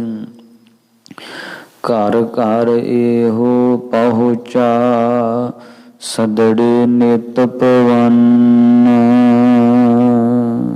ਫਿਰ ਕਹਿੰਦੇ ਜਦੋਂ ਵਿਆਹ ਦਾ ਦਿਨ ਨਿਕਟ ਆਉਂਦਾ ਨਾ ਤੇ ਘਰਾਂ ਘਰਾਂ ਦੇ ਵਿੱਚ ਵਿਆਹ ਪਹੁੰਚਾ, ਵਿਆਹ ਗੰਢਾਂ ਦੇ ਸੱਦੜੇ ਸੁਨੇਹੇ ਜਿਹੜੇ ਆ ਨਾ ਉਹ ਪਹੁੰਚਾਏ ਜਾਂਦੇ ਆ ਘਰਾਂ ਘਰਾਂ ਦੇ ਵਿੱਚ। ਪਹਿਲਿਆਂ ਸਮਿਆਂ ਵਿੱਚ ਤੇ ਮਾਤਰ ਸੁਨੇਹੇ ਜਾਂਦੇ ਸਨਗੇ, ਜੈਸੇ ਬ੍ਰਾਹਮਣ ਆਦਿ ਜਾਂ ਰਾਜੇ ਲੋਕ ਜਿਨ੍ਹਾਂ ਨੂੰ ਨਾਈ ਕਿਹਾ ਜਾਂਦਾ ਹੈ, ਉਹ ਜਾ ਕੇ ਘਰੋਂ ਘਰੀ ਰਿਸ਼ਤੇਦਾਰਾਂ ਵਿੱਚ ਸੁਨੇਹੇ ਦੇ ਕੇ ਆਉਂਦੇ ਸਨਗੇ। ਫਿਰ ਇਸੇ ਤਰ੍ਹਾਂ ਅਗਾਂਹ ਕਾਟ ਚੱਲ ਪਏ, ਉਹ ਛਪ ਕੇ ਘਰੋਂ ਘਰੀ ਪਹੁੰਚਾਉਣ ਲੱਗ ਪਏ। ਹੁਣ ਤਾਂ ਜੋ ਕਿ ਸਮੇਂ ਵਿੱਚ ਫੋਨ 'ਤੇ ਕਹਿ ਦਿੰਦੇ ਹਨਗੇ। ਇਸ ਤਰ੍ਹਾਂ ਸੱਦੜੇ ਨਿਤ ਭਵਾਨਤਾ ਪ੍ਰਤੀ ਉਹ ਘਰਾਂ ਘਰਾਂ ਵਿੱਚ ਜਾ ਕੇ ਸੱਦੜੇ ਸੁਨੇਹੇ ਪਹੁੰਚਾਉਂਦੇ ਹਨ ਕਿ ਇਸ ਦਿਨ ਵਿਆਹ ਹੈ ਭਾਈ, ਸਾਰਿਆਂ ਸਾਕ ਸੰਬੰਧੀਆਂ ਨੇ ਵਿਆਹ 'ਤੇ ਆਉਣਾ। ਇਸ ਤਰ੍ਹਾਂ ਸੱਦੜੇ ਪੈਂਦੇ ਆ। ਫਿਰ ਜਿਹੜੀ ਸਾਈ ਚਿੱਠੀ ਹੈ ਉਹ ਮੁੰਡੇ ਵਾਲੇ ਘਰਾਂ ਵਿੱਚ ਵੀ ਭੇਜੀ ਜਾਂਦੀ ਹੈ। ਕੁੜੀ ਵਾਲੇ ਘਰੋਂ ਸਾਈ ਚਿੱਠੀ ਲਿਖ ਕੇ ਤਾਂ ਮੁੰਡੇ ਵਾਲੇ ਘਰੇ ਭੇਜੀ ਜਾਂਦੀ ਹੈ ਕਿ ਇਸ ਦਿਨ ਵਿਆਹ ਜਿਹੜਾ ਉਹ ਸੁਨਿਸ਼ਚਿਤ ਕੀਤਾ। ਸੱਦਣ ਹਾਰਾ ਸਿਮਰੀਐ, ਨਾਨਕ ਸੇ ਦੇਹ ਆਵਨ। ਸਤਿਗੁਰੂ ਜੀ ਫਰਮਾਉਂਦੇ ਆ ਸੱਦਣ ਹਾਰਾ, ਸੱਦਣ ਵਾਲੇ ਭਾਵ ਲਾੜੇ ਦੇ ਮਾਪੇ ਸਾਈ ਚਿੱਠੀ ਜੇ ਸਾਹੇ ਦੀ ਚਿੱਠੀ ਲੜਕੀ ਵਾਲੇ ਕੁੜਮਾਂ ਦੇ ਘਰ ਭੇਜਦੇ ਹਨ। ਉਹ ਪਤੀ ਦਾ ਆਪਣੇ ਘਰ ਵਾਲੀ ਬਣਨ ਵਾਲੀ ਨੂੰ ਸੱਦਾ ਹੀ ਹੁੰਦਾ, ਇਸ ਕਰਕੇ ਸੱਦਣ ਹਾਰਾ ਲਾੜਾ ਹੀ ਹੋਇਆ। ਸੋ ਉਸ ਨੂੰ ਸਿਮਰੀਏ ਯਾਦ ਕਰਦਿਆਂ ਆਖਰਕਾਰ ਉਹ ਵਿਆਹ ਵਾਲਾ ਦਿਨ ਆ ਜਾਂਦਾ। ਸੇ ਦੇਹ ਆਵਨ, ਉਹ ਦਿਨ ਆ ਜਾਂਦਾ, ਵਿਆਹ ਹੋ ਜਾਂਦਾ, ਤਾਂ ਸ਼ੌ ਨਾਲ ਪਤੀ ਨਾਲ ਮਿਲਾਪ ਹੋ ਜਾਂਦਾ ਹੈ। ਸੋ ਇਸੇ ਤਰ੍ਹਾਂ ਕਹਿੰਦੇ ਹੈ ਕਿ ਸੰਬਤ ਸਾਹਾ ਲਿਖਿਆ, ਮਿਲ ਕਰ ਪਾਵਹੁ ਤੇਲ। ਇਹ ਭਾਈ ਇਹ ਜੀਵ ਰੂਪੀ ਇਸਤਰੀ ਦਾ ਕਾਲ ਰੂਪੀ ਲਾੜੇ ਦੇ ਨਾਲ ਵਿਆਹੇ ਜਾਣ ਲਈ ਭਾਵ ਮਰ ਜਾਣ ਲਈ ਸੰਬਤ ਸਾਲ ਆਦ ਮਹੀਨਾ ਘੜੀਆਂ ਪਲ ਉਹ ਸਮਾਂ ਨਿਸ਼ਚਿਤ ਹੋ ਚੁੱਕਾ ਹੋਇਆ। ਇਹ ਸਾਈ ਚਿੱਠੀ ਲਿਖੀ ਜਾ ਚੁੱਕੀ ਹੈ ਜਿਸ ਦਿਨ ਇਹ ਜੀਵ ਰੂਪੀ ਇਸਤਰੀ ਨੂੰ ਕਾਲ ਨੇ ਵਿਆਹ ਕੇ ਲੈ ਜਾਣਾ, ਕਿਉਂਕਿ ਇਹ ਸੰਸਾਰ ਪੇਕਾ ਘਰ ਹੈ ਤੇ ਪੇਵਕੜੈ ਦਿਨ ਚਾਰ ਹੈ, ਸਹੁਰੜੈ ਜਾਣਾ। ਅੰਤ ਨੂੰ ਸਹੁਰੇ ਘਰ ਜਾਣਾ ਹੀ ਜਾਣਾ ਹੈ। ਤਾਂ ਇਹ ਜਿਹੜਾ ਸਹੁਰੇ ਘਰ ਜਾਣ ਦਾ, ਵਿਆਹੇ ਜਾਣ ਦਾ, ਕਾਲ ਰੂਪੀ ਸ਼ੌ ਨਾਲ ਵਿਆਹੇ ਜਾਣ ਦਾ ਜਿਹੜਾ ਸਮਾਂ ਹੈ ਨਾ, ਉਹਦੀ ਸਾਈ ਚਿੱਠੀ ਲਿਖੀ ਜਾ ਚੁੱਕੀ ਹੋਈ ਹੈ। ਜਿਹੜੀਆਂ ਸੰਸਾਰਕ ਤਲ ਤੇ ਸਾਈਆਂ ਚਿੱਠੀਆਂ ਲਿਖਦੇ ਆ, ਉਹ ਤੇ ਕਈ ਦਫਾ ਉਹ ਕੰਮ ਧੰਦਾ ਪਏ ਗਾਂਹ ਪਿਛਾਂਹ ਵੀ ਕਰ ਦਿੰਦੇ ਆ, ਕਿੰਤੂ ਉਹ ਜਿਹੜੀ ਸਾਈ ਚਿੱਠੀ ਲਿਖੀ ਹੈ ਨਾ, ਉਹਦੇ ਵਿੱਚ ਅਦਲਾ ਬਦਲੀ ਹੋਣ ਵਾਲੀ ਨਹੀਂ ਹੈ, ਉਹਦੇ ਵਿੱਚ ਹੇਰ ਫੇਰ ਹੋਣ ਵਾਲਾ ਨਹੀਂ ਹੈ। ਸਾਏ ਲਿਖੇ ਨਾ ਚੱਲਣੀ, ਜਿੰਦੂ ਕੋ ਸਮਝਾਏ।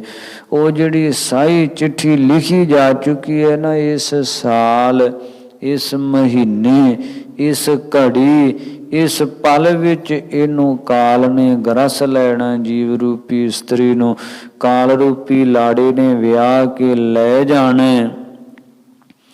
ਉਹ ਨਾ ਚੱਲਣੀ, ਉਹ ਚਲਾਏਮਾਨ ਹੋਣ ਵਾਲਾ ਸਾਹਾ ਨਹੀਂ ਹੈ। ਉਹਦੇ ਵਿੱਚ ਹੇਰ ਫੇਰ ਨਹੀਂ ਕੀਤਾ ਜਾ ਸਕਦਾ ਕਿ ਜਿਉਂ ਕਹੀਏ ਕਿ ਕੋਈ ਪਹਿਲੋਂ ਵੀ ਉਹਨੂੰ ਮਾਰ ਪਾਵੇ ਤੇ ਜਾਂ ਉਹ ਬਚ ਪਾਵੇ ਤੇ ਸਮੇਂ ਤੋਂ ਮਗਰੋਂ ਉਹਦੀ ਮੌਤ ਆਵੇ। ਐਸਾ ਨਹੀਂ ਕਿ ਕਾਲ ਕਲਮ ਹੁਕਮ ਹਾਥ, कहो कौन मेट सकै, ईस बम ज्ञान ध्यान तरत ही है चाहे। जो काल दा डंका वजन, ਕਿਸੇ ਵਿੱਚ ਤਾਕਤ ਨਹੀਂ ਕਿ ਉਸ ਨੂੰ ਰੋਕ ਪਾਵੇ। ਤੇ ਜਿਤਨਾ ਚਿਰ ਉਹ ਸਾਹ ਚਿੱਠੀ ਦਾ ਦਿਨ ਆਇਆ ਨਹੀਂ ਹੈ ਨਾ, ਤੇ ਫਿਰ ਉਹਨਾਂ ਚਿਰ ਵੀ ਕਿਸੇ ਵਿੱਚ ਸਮਰੱਥਾ ਨਹੀਂ ਕਿ ਕੋਈ ਮਾਰ ਪਾਵੇ। ਨਾ ਕਾਲ ਤੋਂ ਬਚਿਆ ਜਾ ਸਕਦਾ, ਬਹੁ ਯਤਨ ਕਰਤਾ ਬਲਵੰਤਕਾਰੀ, ਸੇਵੰਤ ਸੂਰਾ ਚਤਰ ਦਿਸੈ, ਬਿਖਮ ਸਥਾਨ ਬਸੰਤ ਉੱਚੈ, ਨਾਨਕ ਕੀਟੀ ਸਾਸ ਅਕਰਖਤੇ। ਯਤਨ ਕੀਤਾ ਪ੍ਰੀਸ਼ਤ ਨੇ ਮੈਂ ਕਾਲ ਤੋਂ ਬਚ ਪਾਵਾਂ, ਨਹੀਂ ਬਚ ਪਾਇਆ। ਤੇ ਜੇ ਕੋਈ ਕਵੇ ਕਿ ਮੈਂ ਇਸ ਨੂੰ ਮਾਰ ਦਿਆਂਗਾ, ਜਾਂ ਕੋਈ ਸਵੈਮ ਹੀ ਕਵੇ ਕਿ ਮੈਂ ਮਰ ਜਾਵਾਂਗਾ, ਤੇ ਕਿਸੇ ਵਿੱਚ ਸਮਰੱਥਾ ਨਹੀਂ ਹੈ ਕਿ ਕਿਉਂਕਿ ਜੋਰ ਨਾ ਜੀਵਨ ਮਰਨ ਨਹਿ ਜੋਰ। ਨਾ ਜੀਵਨ ਵਿੱਚ ਕਿਸੇ ਦਾ ਜੋਰ ਹੈ, ਕੋਈ ਅਧਿਕ ਸਮਾਂ ਜੀ ਪਾਵੇ, ਮਰਨ ਨਹਿ ਜੋਰ। ਮੌਤ ਵਿੱਚ ਵੀ ਜੋਰ ਨਹੀਂ, ਕੋਈ ਬਲਪੂਰਵਕ ਮਰ ਪਾਵੇ। ਇਹ ਤਾਂ ਜਦੋਂ ਉਹ ਕਾਲ ਰੂਪੀ ਲਾੜੇ ਨੇ ਵਿਆਹ ਕੇ ਖੜਨਾ, ਨਾ ਉਹ ਤੋਂ ਪਹਿਲੋਂ ਕੋਈ ਲਿਜਾ ਸਕਦਾ ਤੇ ਨਾ ਉਹਨੂੰ ਆਏ ਨੂੰ ਕੋਈ ਰੋਕ ਸਕਦਾ ਕਿ ਤੂੰ ਵਿਆਹ ਕੇ ਨਾ ਲਿਜਾ। ਇਹ ਤਾਂ ਸੰਬਤ ਸਾਹ ਲਿਖਿਆ, ਇਹ ਤਾਂ ਜੀਵ ਰੂਪੀ ਇਸਤਰੀ ਦਾ ਕਾਲ ਰੂਪੀ ਲਾੜੇ ਦੇ ਨਾਲ ਇਹ ਸਾਹ ਜਿਹੜਾ ਨਾ ਸੁਨਿਸ਼ਚਿਤ ਹੋ ਚੁੱਕਾ ਹੋਇਆ। ਸਾਹ ਹੁਕਮ ਰਜਾਏ ਸੋ ਨਾ ਟਲੈ, ਜੋ ਪ੍ਰਭ ਕਰੈ ਬਲਰਾਮ ਜੀਓ ਉਹ ਨਹੀਂ ਟਲਦਾ, ਜਿਹੜਾ ਸਾਹਾ ਲਿਖਿਆ ਜਾ ਚੁੱਕਾ ਹੋਇਆ। ਇਸ ਵਾਸਤੇ ਕਹਿੰਦੇ ਮਿਲ ਕਰ ਪਾਵੋ ਤੇਲ। ਇਸ ਲਈ ਜੀਵ ਰੂਪੀ ਇਸਤਰੀ ਨੂੰ ਚਾਹੀਦਾ ਹੈ ਕਿ ਮਹਾਤਮਾ ਰੂਪੀ ਸੱਜਣੀਆਂ ਸਖੀਆਂ ਨਾਲ ਮਿਲ ਕੇ ਪ੍ਰੇਮ ਰੂਪੀ ਤੇਲ ਆਪਣੇ ਅੰਤःਕਰਨ ਰੂਪੀ ਸਿਰ ਵਿੱਚ ਪਵਾ ਲਵੇ, ਸ਼ੁਭ ਸ਼ਗੁਨ ਕਰ ਲਵੇ ਵਿਆਹ ਦੇ। ਭਾਵ ਉਹ ਕਾਲ ਰੂਪੀ ਲਾੜੇ ਨੇ ਤੇ ਵਿਆਹ ਕੇ ਲੈ ਹੀ ਜਾਣਾ, ਇਹਦੇ ਵਿੱਚ ਤੇ ਕੋਈ ਦੂਜੀ ਰਹਿ ਹੈ ਹੀ ਨਹੀਂ। ਪਰੰਤੂ ਵਿਆਹ ਵਾਲੇ ਸ਼ਗਨ ਜਿਹੜੇ ਹੈ ਨਾ ਉਹ ਕਰ ਲੈ। ਤੇ ਕੀ ਸ਼ਗਨ ਮਿਲ ਕਰ ਪਾਵੋ ਤੇਲ, ਮਹਾਤਮਾ ਰੂਪੀ ਜਿਹੜੀਆਂ ਸਖੀਆਂ ਨਾ ਸਹੇਲੀਆਂ ਸੰਤਾਂ ਜਿਨ੍ਹਾਂ ਨੇ ਸ਼ਬਦ ਦੀ ਕਮਾਈ ਕੀਤੀ, ਨਾਮ ਦੀ ਕਮਾਈ, ਉਹਨਾਂ ਦੇ ਨਾਲ ਮਿਲ ਕੇ ਅੰਤःਕਰਨ ਰੂਪੀ ਸਿਰ ਵਿੱਚ ਸਖੀ ਪ੍ਰੇਮ ਰੂਪੀ ਤੇਲ ਪਵਾ ਲੈ। ਸ਼ੌ ਨਾਲ ਪਿਆਰ ਬਣ ਜਾਏਗਾ। ਜਿਹੜੀਆਂ ਰਸਮਾਂ ਕਰਦੇ ਆ ਪ੍ਰਗਟ ਵੀ, ਉਹ ਰਸਮਾਂ ਦਾ ਤਾਤਪਰ ਇਹੋ ਹੀ ਹੈ ਕਿ ਜਿਹੜੀ ਹੈ ਲਾੜੀ ਹੈ ਇਹਦਾ ਲਾੜੇ ਨਾਲ ਸਨੇਹ ਬਣਿਆ ਰਵੇ, ਪ੍ਰੇਮ ਬਣਿਆ ਰਵੇ। ਵੈਸੀਆਂ ਹੀ ਰਸਮਾਂ ਬਣਾਈਆਂ ਹੋਈਆਂ ਸੰਸਾਰਕ ਤਲ 'ਤੇ। ਪਰੰਤੂ ਸਤਿਗੁਰੂ ਜੀ ਕਹਿੰਦੇ ਹੈ ਕਿ ਜੇ ਸ਼ੌ ਨਾਲ ਤੂੰ ਪਿਆਰ ਚਾਹੁੰਦੀ ਹੈ ਨਾ, ਉਹ ਤੈਨੂੰ ਆਪਣੀ ਸ਼ਿਜਾ ਦਾ ਮਿਲਾਪ ਬਖਸ਼ੇ, ਸ਼ਿਜਾ ਦਾ ਆਨੰਦ ਦੇਵੇ, ਤਾਂ ਇਹ ਰਸਮਾਂ ਪੂਰੀਆਂ ਕਰ ਲੈ। ਕਿਹੜੀਆਂ ਰਸਮਾਂ? ਅੰਤःਕਰਨ ਰੂਪੀ ਸਿਰ ਵਿੱਚ ਪ੍ਰੇਮ ਦਾ ਤੇਲ ਪਵਾ ਲੈ, ਕਿਉਂਕਿ ਉਹ ਪ੍ਰੇਮ ਨੂੰ ਹੀ ਸਵੀਕਾਰਨੀय ਕਰਦਾ। ਪ੍ਰੇਮ ਤੋਂ ਸਿਵਾਏ ਭਾਵੇਂ ਤੂੰ ਜਪ ਤਪ ਦੇ ਨਾਨਾ ਤਰ੍ਹਾਂ ਦੇ ਹਾਰ ਸ਼ਿੰਗਾਰ ਵੀ ਧਾਰਨ ਕਰ ਲਵੇਂ ਨਾ, ਤੇ ਉਹ ਸ਼ੌ ਨੂੰ ਹਾਰ ਸ਼ਿੰਗਾਰ ਪਾਉਂਦੇ ਨਹੀਂ। ਜਦਿਅਪੀ ਪ੍ਰਤੱਖ ਇਸਤਰੀ 16 ਪ੍ਰਕਾਰ ਦੇ ਹਾਰ ਸ਼ਿੰਗਾਰ ਧਾਰਨ ਕਰ ਲਵੇ, ਭਾਵੇਂ ਵੈਸੇ ਤਾਂ ਸੰਸਾਰਕ ਤਲ 'ਤੇ ਵੀ ਪਤੀ ਨੂੰ ਇਸਤਰੀ ਦਾ ਪ੍ਰੇਮ ਹੀ ਪਾਉਂਦਾ, ਹਾਰ ਸ਼ਿੰਗਾਰ ਨਹੀਂ। ਪਰੰਤੂ ਜਦਿਅਪੀ ਸੰਸਾਰਕ ਤਲ 'ਤੇ ਹਾਰ ਸ਼ਿੰਗਾਰ ਕਿਸੇ ਨੂੰ ਭਾ ਵੀ ਜਾਣ, ਪਰੰਤੂ ਉਹ ਸ਼ੌ ਪਤੀ ਪਰਮਾਤਮਾ ਜਿਹੜਾ ਹੈ ਨਾ, ਉਹਨੂੰ ਹਾਰ ਸ਼ਿੰਗਾਰ ਨਹੀਂ ਪਾਉਂਦੇ, ਉਹਨੂੰ ਪ੍ਰੇਮ ਪਾਉਂਦਾ। ਸਖੀ ਕਾਜਲ ਹਾਰ ਤੰਬੋਲ ਸਭੈ ਕਿਛ ਸਾਜਿਆ, 16 ਕੀਏ ਸਿਗਾਰ ਕੇ ਅੰਜਨ ਪਾਜਿਆ। ਜਾਂ ਘਰ ਆਇਆ ਕੰਤ ਤਾਂ ਸਭ ਕਿਛ ਪਾਈਐ, ਹਰ ਹਾਂ ਕੰਤ ਬਾਜ ਸਿਗਾਰ ਸਭ ਬਿਰਥਾ ਜਾਈਏ। 16 ਪ੍ਰਕਾਰ ਦੇ ਕੀਤੇ ਸ਼ਿੰਗਾਰ ਉਹਦੇ ਸਾਰਥਕ ਹੈ ਜਿਹਦੀ ਛਿਜਾ ਤੇ ਪਤੀ ਆ ਕੇ ਉਹਨੂੰ ਰਾਉਂਦਾ ਹੈ, ਅਨੇਥਾ ਉਹ ਬਿਰਥ ਹਨਗੇ। ਇਸੇ ਤਰ੍ਹਾਂ ਜਪ ਤਪ ਦੀਆਂ ਸਾਧਨਾ ਦੇ ਕੀਤੇ 16 ਪ੍ਰਕਾਰ ਦੇ ਸ਼ਿੰਗਾਰ ਉਹਦੇ ਸਫਲ ਹੈ ਜਿਹਦੀ ਛਿਜਾ ਤੇ ਉਹ ਪਰਬ੍ਰਹਮ ਸਰੂਪ ਪ੍ਰਮਾਤਮਾ ਨੂੰ ਆ ਕੇ ਰਾਉਂਦਾ ਹੈ। ਤੇ ਉਹ ਜਪ ਤਪ ਦੀਆਂ ਸਾਧਨਾਵਾਂ ਜਹਾਰਾਂ ਸ਼ਿੰਗਾਰਾਂ ਤੇ ਰੀਝਦਾ ਨਹੀਂ, ਉਹ ਤਾਂ ਪ੍ਰੇਮ ਤੇ ਰੀਝਦਾ। ਸਾਚ ਕਹੋ ਸੁਨ ਲਿਹੋ ਸਭੈ ਜਿਨ ਪ੍ਰੇਮ ਕੀਓ ਤੇ ਨਹੀਂ ਪ੍ਰਭ ਪਾਇਓ। ਉਹ ਪ੍ਰੇਮ ਦੀ ਫਾਸ ਵਿੱਚ ਵੱਜਦਾ, ਦੂਜਾ ਕੋਈ ਯਤਨ ਨਹੀਂ ਹੈ। ਭਗਤਾਂ ਨੇ ਪ੍ਰੇਮ ਦੀ ਫਾਸ ਵਿੱਚ ਬੰਨਿਆ ਨਾ, ਜਾਓ ਤੁਮ ਬੰਦੇ ਮੋਹ ਫਾਸ, ਹਮ ਪ੍ਰੇਮ ਬਦਨ ਤੁਮ ਬੰਦੇ। ਆਪਣੇ ਛੂਟਣ ਕੋ ਯਤਨ ਕਰੋ, ਹਮ ਛੂਟੇ ਤੁਮ ਅਰਾਧੇ। ਉਹ ਭਗਤਾਂ ਦੇ ਵਸ ਕਿਉਂ? ਕਿਉਂਕਿ ਭਗਤਾਂ ਨੂੰ ਪ੍ਰੇਮ ਦੀ ਫਾਸ ਵਿੱਚ ਬੰਨਿਆ। ਉਹ ਪ੍ਰੇਮ ਬਿਨਾ ਪ੍ਰਭ ਪਾਣ ਨਾ ਆਏ। ਪ੍ਰੇਮ ਤੋਂ ਬਿਨਾ ਉਹ ਪਾਣ ਵਿੱਚ ਆਉਣ ਵਾਲਾ ਨਹੀਂ, ਭਾਵ ਵਸ ਵਿੱਚ ਆਉਣ ਵਾਲਾ ਨਹੀਂ। ਇੱਕੋ ਹੀ ਇੱਕ ਯਤਨ ਹੈ ਕਿ ਪ੍ਰੇਮ ਦੁਆਰਾ ਹੀ ਉਹਦੀ ਪ੍ਰਾਪਤੀ ਹੈ। ਸੋ ਹੀ ਸਖੀ, ਇਹ ਕਾਲ ਰੂਪੀ ਲਾੜਾ ਤੈਨੂੰ ਵਿਆਹੁਣ ਆ ਰਿਹਾ। ਸੋ ਪਤੀ ਪ੍ਰਮਾਤਮਾ ਦੀ ਛਿਜਾ ਦਾ ਜੇ ਰਸ ਮਾਣਿਆ ਚਾਹੁੰਦੀ ਹੈ ਨਾ, ਤਾਂ ਫਿਰ ਆਪਣੇ ਸਿਰ ਵਿੱਚ ਪ੍ਰੇਮ ਦਾ ਤੇਲ। ਕਿਹੜਾ ਸਿਰ? ਅੰਤःਕਰਨ ਅਰਥਾਤ ਮਨ। ਮਨ ਵਿੱਚ ਪ੍ਰੇਮ ਰੂਪੀ ਤੇਲ ਪਵਾ ਲੈ। ਤੇ ਇਹ ਪ੍ਰੇਮ ਰੂਪੀ ਤੇਲ ਸੰਤਾਂ ਦੀ ਸੰਗਤ ਵਿੱਚੋਂ ਤੈਨੂੰ ਮਿਲਣਾ ਹੈ, ਰੱਬ ਦੇ ਪਿਆਰਿਆਂ ਦੀ ਸੰਗਤ ਵਿੱਚੋਂ ਤਥਾ ਗੁਰੂ ਦੀ ਸੰਗਤ ਵਿੱਚੋਂ ਮਿਲਣਾ। ਸਵੈਮ ਨਹੀਂ ਤੂੰ ਲਾ ਸਕਦੀ ਪ੍ਰੇਮ, ਕਵੇਂ ਮੈਂ ਆਪੇ ਹੀ ਪ੍ਰੇਮ ਲਾ ਲਵਾਂਗੀ। ਆਪਣਾ ਲਾਇਆ ਪਿਰਮ ਨਾ ਲੱਗਈ। ਜੇ 100 ਲੋਚੇਗਾ ਕੋਈ, ਹਜ਼ਾਰਾਂ ਲੋਕੀ ਸੈਂਕੜਿਆਂ ਵਾਰੀ ਲੋਚਦੇ ਚਾਹੁੰਦੇ ਐ ਸਾਡਾ ਪ੍ਰੇਮ ਲੱਗ ਜਾਵੇ ਸ਼ੋ ਨਾਲ। ਇਹ ਆਪਣਾ ਲਾਇਆ ਨਹੀਂ ਲੱਗਦਾ, ਇਹ ਪਿਰਮ ਪਿਆਲਾ ਖਸਮ ਕਾ ਹੈ। ਜੈ ਭਾਵੈ ਤੈ ਦੇ। ਉਹ ਪਰਮੇਸ਼ਰ ਦਾ ਪ੍ਰੇਮ ਪਿਆਲਾ ਤੇ ਗੁਰੂ ਤੇ ਆਪਣੀਆਂ ਮਹਾਤਮਾ ਰੂਪੀ ਸਖੀਆਂ ਦੁਆਰਾ ਜਿਹਨੂੰ ਪਿਲਾ ਦੇਵੇ। ਹੈ ਪਿਆਲਾ ਸ਼ੌ ਦਾ ਹੀ ਹੈ, ਪ੍ਰੇਮ ਦਾ ਪਿਆਲਾ। ਕਿੰਤੂ ਜਾਂ ਤੇ ਆਪਣੀਆਂ ਸੰਤਾਂ ਰੂਪੀ ਸਖੀਆਂ ਦੁਆਰਾ ਪਿਆਉਂਦਾ ਅਥਵਾ ਗੁਰੂ ਦੁਆਰਾ ਪਿਆਉਂਦਾ, ਦੂਜਾ ਕੋਈ ਯਤਨ ਨਹੀਂ। ਇਸ ਵਾਸਤੇ ਸਖੀ ਸੰਤਾਂ ਦੀ ਸੰਗਤ ਵਿੱਚ, ਮਨਾਂ ਸਾਧੂਆਂ ਦੀ ਸੰਗਤ ਵਿੱਚ ਮਿਲਿਆ ਕਰ। ਸੰਤਾਂ ਦੀ ਸੰਗਤ ਵਿੱਚ ਮਿਲ ਕੇ ਅੰਤःਕਰਨ ਰੂਪੀ ਸਿਰ ਵਿੱਚ ਪ੍ਰੇਮ ਦਾ ਤੇਲ ਸਖੀ ਪਵਾ ਲੈਣਾ ਕਰ। ਦੇਹੋ ਸੱਜਣ ਅਸੀਸੜੀਆ, ਜਿਉ ਹੋਵੈ ਸਾਹਿਬ ਸਿਉ ਮੇਲ। ਤੇ ਮਹਾਤਮਾ ਰੂਪੀ ਸਖੀਆਂ ਅੱਗੋਂ ਬੇਨਤੀਆਂ ਕਰਿਆ ਕਰ, ਸੰਤਾਂ ਅੱਗੋਂ ਜੋਦੜੀਆਂ ਕਰਿਆ ਕਰ, ਭਗਤਾਂ ਅੱਗੋਂ ਬੇਨਤੀਆਂ ਕਰਿਆ ਕਰ ਕਿ ਹੇ ਮਹਾਤਮਾ ਰੂਪੀ ਸਖੀਓ, ਸੰਤਾਂ ਰੂਪੀ ਸਖੀਓ, ਮੇਰੀਓ ਸਹੇਲੀਓ, ਮੈਨੂੰ ਤੁਸੀਂ ਅਸੀਸਾਂ ਦਿਓ। ਤੁਸੀਂ ਸੁਹਾਗਣਾ ਹੋ, ਸੁਹਾਗਵੰਤੀਆਂ ਹੋ, ਤੇ ਮੈਨੂੰ ਵੀ ਤੁਸੀਂ ਅਸੀਸਾਂ ਦਿਓ। ਕੀ ਅਸੀਸ? ਜਿਉਂ ਹੋਵੈ ਸਾਹਿਬ ਸਿਉ ਮੇਲ। ਜਿਵੇਂ ਮੇਰਾ ਵੀ ਸ਼ੌ ਨਾਲ ਮਿਲਾਪ ਹੋ ਜਾਵੇ, ਜਿਵੇਂ ਮੈਂ ਵੀ ਸ਼ੌ ਦੀ ਛਿਜਾ ਦਾ ਰਸ ਮਾਣ ਪਾਵਾਂ। ਕਿਉਂਕਿ ਮੈਂ ਇੱਕ ਉਹ ਅਨਾਥ ਹਾਂ ਤੇ ਉਹਦੇ ਕੋਲ ਤਾਂ ਇੱਕ ਦੂ ਇੱਕ ਚੜ੍ਹੰਦੀ ਆ।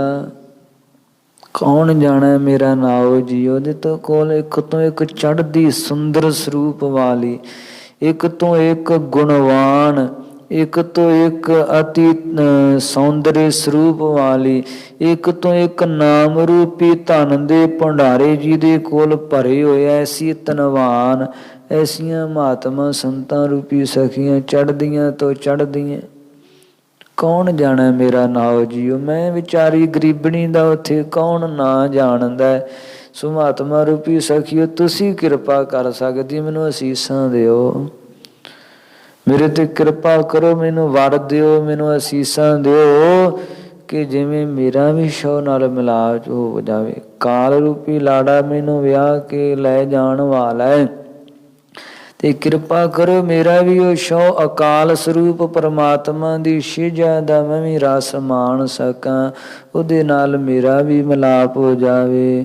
ਆਸੀਸਾਂ ਦੇਵੋ ਭਗਤ ਕਰੇਵਹੁ, ਮਿਲਿਆ ਕਾ ਕਿਆ ਮੇਲੋ, ਐਸੀ ਕਿਰਪਾ ਕਰ ਦਿਓ ਮੇਰੇ ਤੇ। ਘਰ ਘਰ ਇਹੋ ਪਹੁੰਚਾ ਸੱਦੜੇ ਨਿਤ ਪਵਨ। ਕਹਿੰਦੇ ਘਰਾਂ ਘਰਾਂ ਵਿੱਚ ਲੋਕ ਇਹੋ ਹੀ ਪਹੁੰਚਾ ਸੁਨੇਹਾ ਦਿੰਦੇ ਹਨ ਕਿ ਅੱਜ ਫਲਾਣਾ ਮਰ ਗਿਆ, ਤੇ ਨਿਤਾ ਪ੍ਰਤੀ ਮਹਾਤਮਾ ਜਨ ਲੋਕਾਂ ਨੂੰ ਸੁਚੇਤ ਕਰਦੇ ਹੋਏ ਇਹੋ ਹੀ ਸੱਦੜੇ ਦਿੰਦੇ ਆ। ਕਹਿੰਦੇ ਜਿਵੇਂ ਕਿਸੇ ਦੇ ਮਰ ਜਾਣ ਤੋਂ ਸੁਨੇਹੇ ਪਹੁੰਚਾਏ ਜਾਂਦੇ ਆ, ਜਿਵੇਂ ਵਿਆਹ ਹੁੰਦਾ ਨਾ, ਵਿਆਹ ਦੇ ਪਹਿਲੋਂ ਸੁਨੇਹੇ ਫਲਾਣੇ ਦਿਨ ਵਿਆਹ ਹੈ, ਇਸੇ ਤਰ੍ਹਾਂ ਕਾਲ ਨੂੰ ਗਰਾਸ ਹੁੰਦਾ, ਉਦੋਂ ਵੀ ਸੱਦੜੇ ਸੁਨੇਹੇ ਪਹੁੰਚਾਏ ਜਾਂਦੇ ਫਲਾਣਾ ਮਰ ਗਿਆ।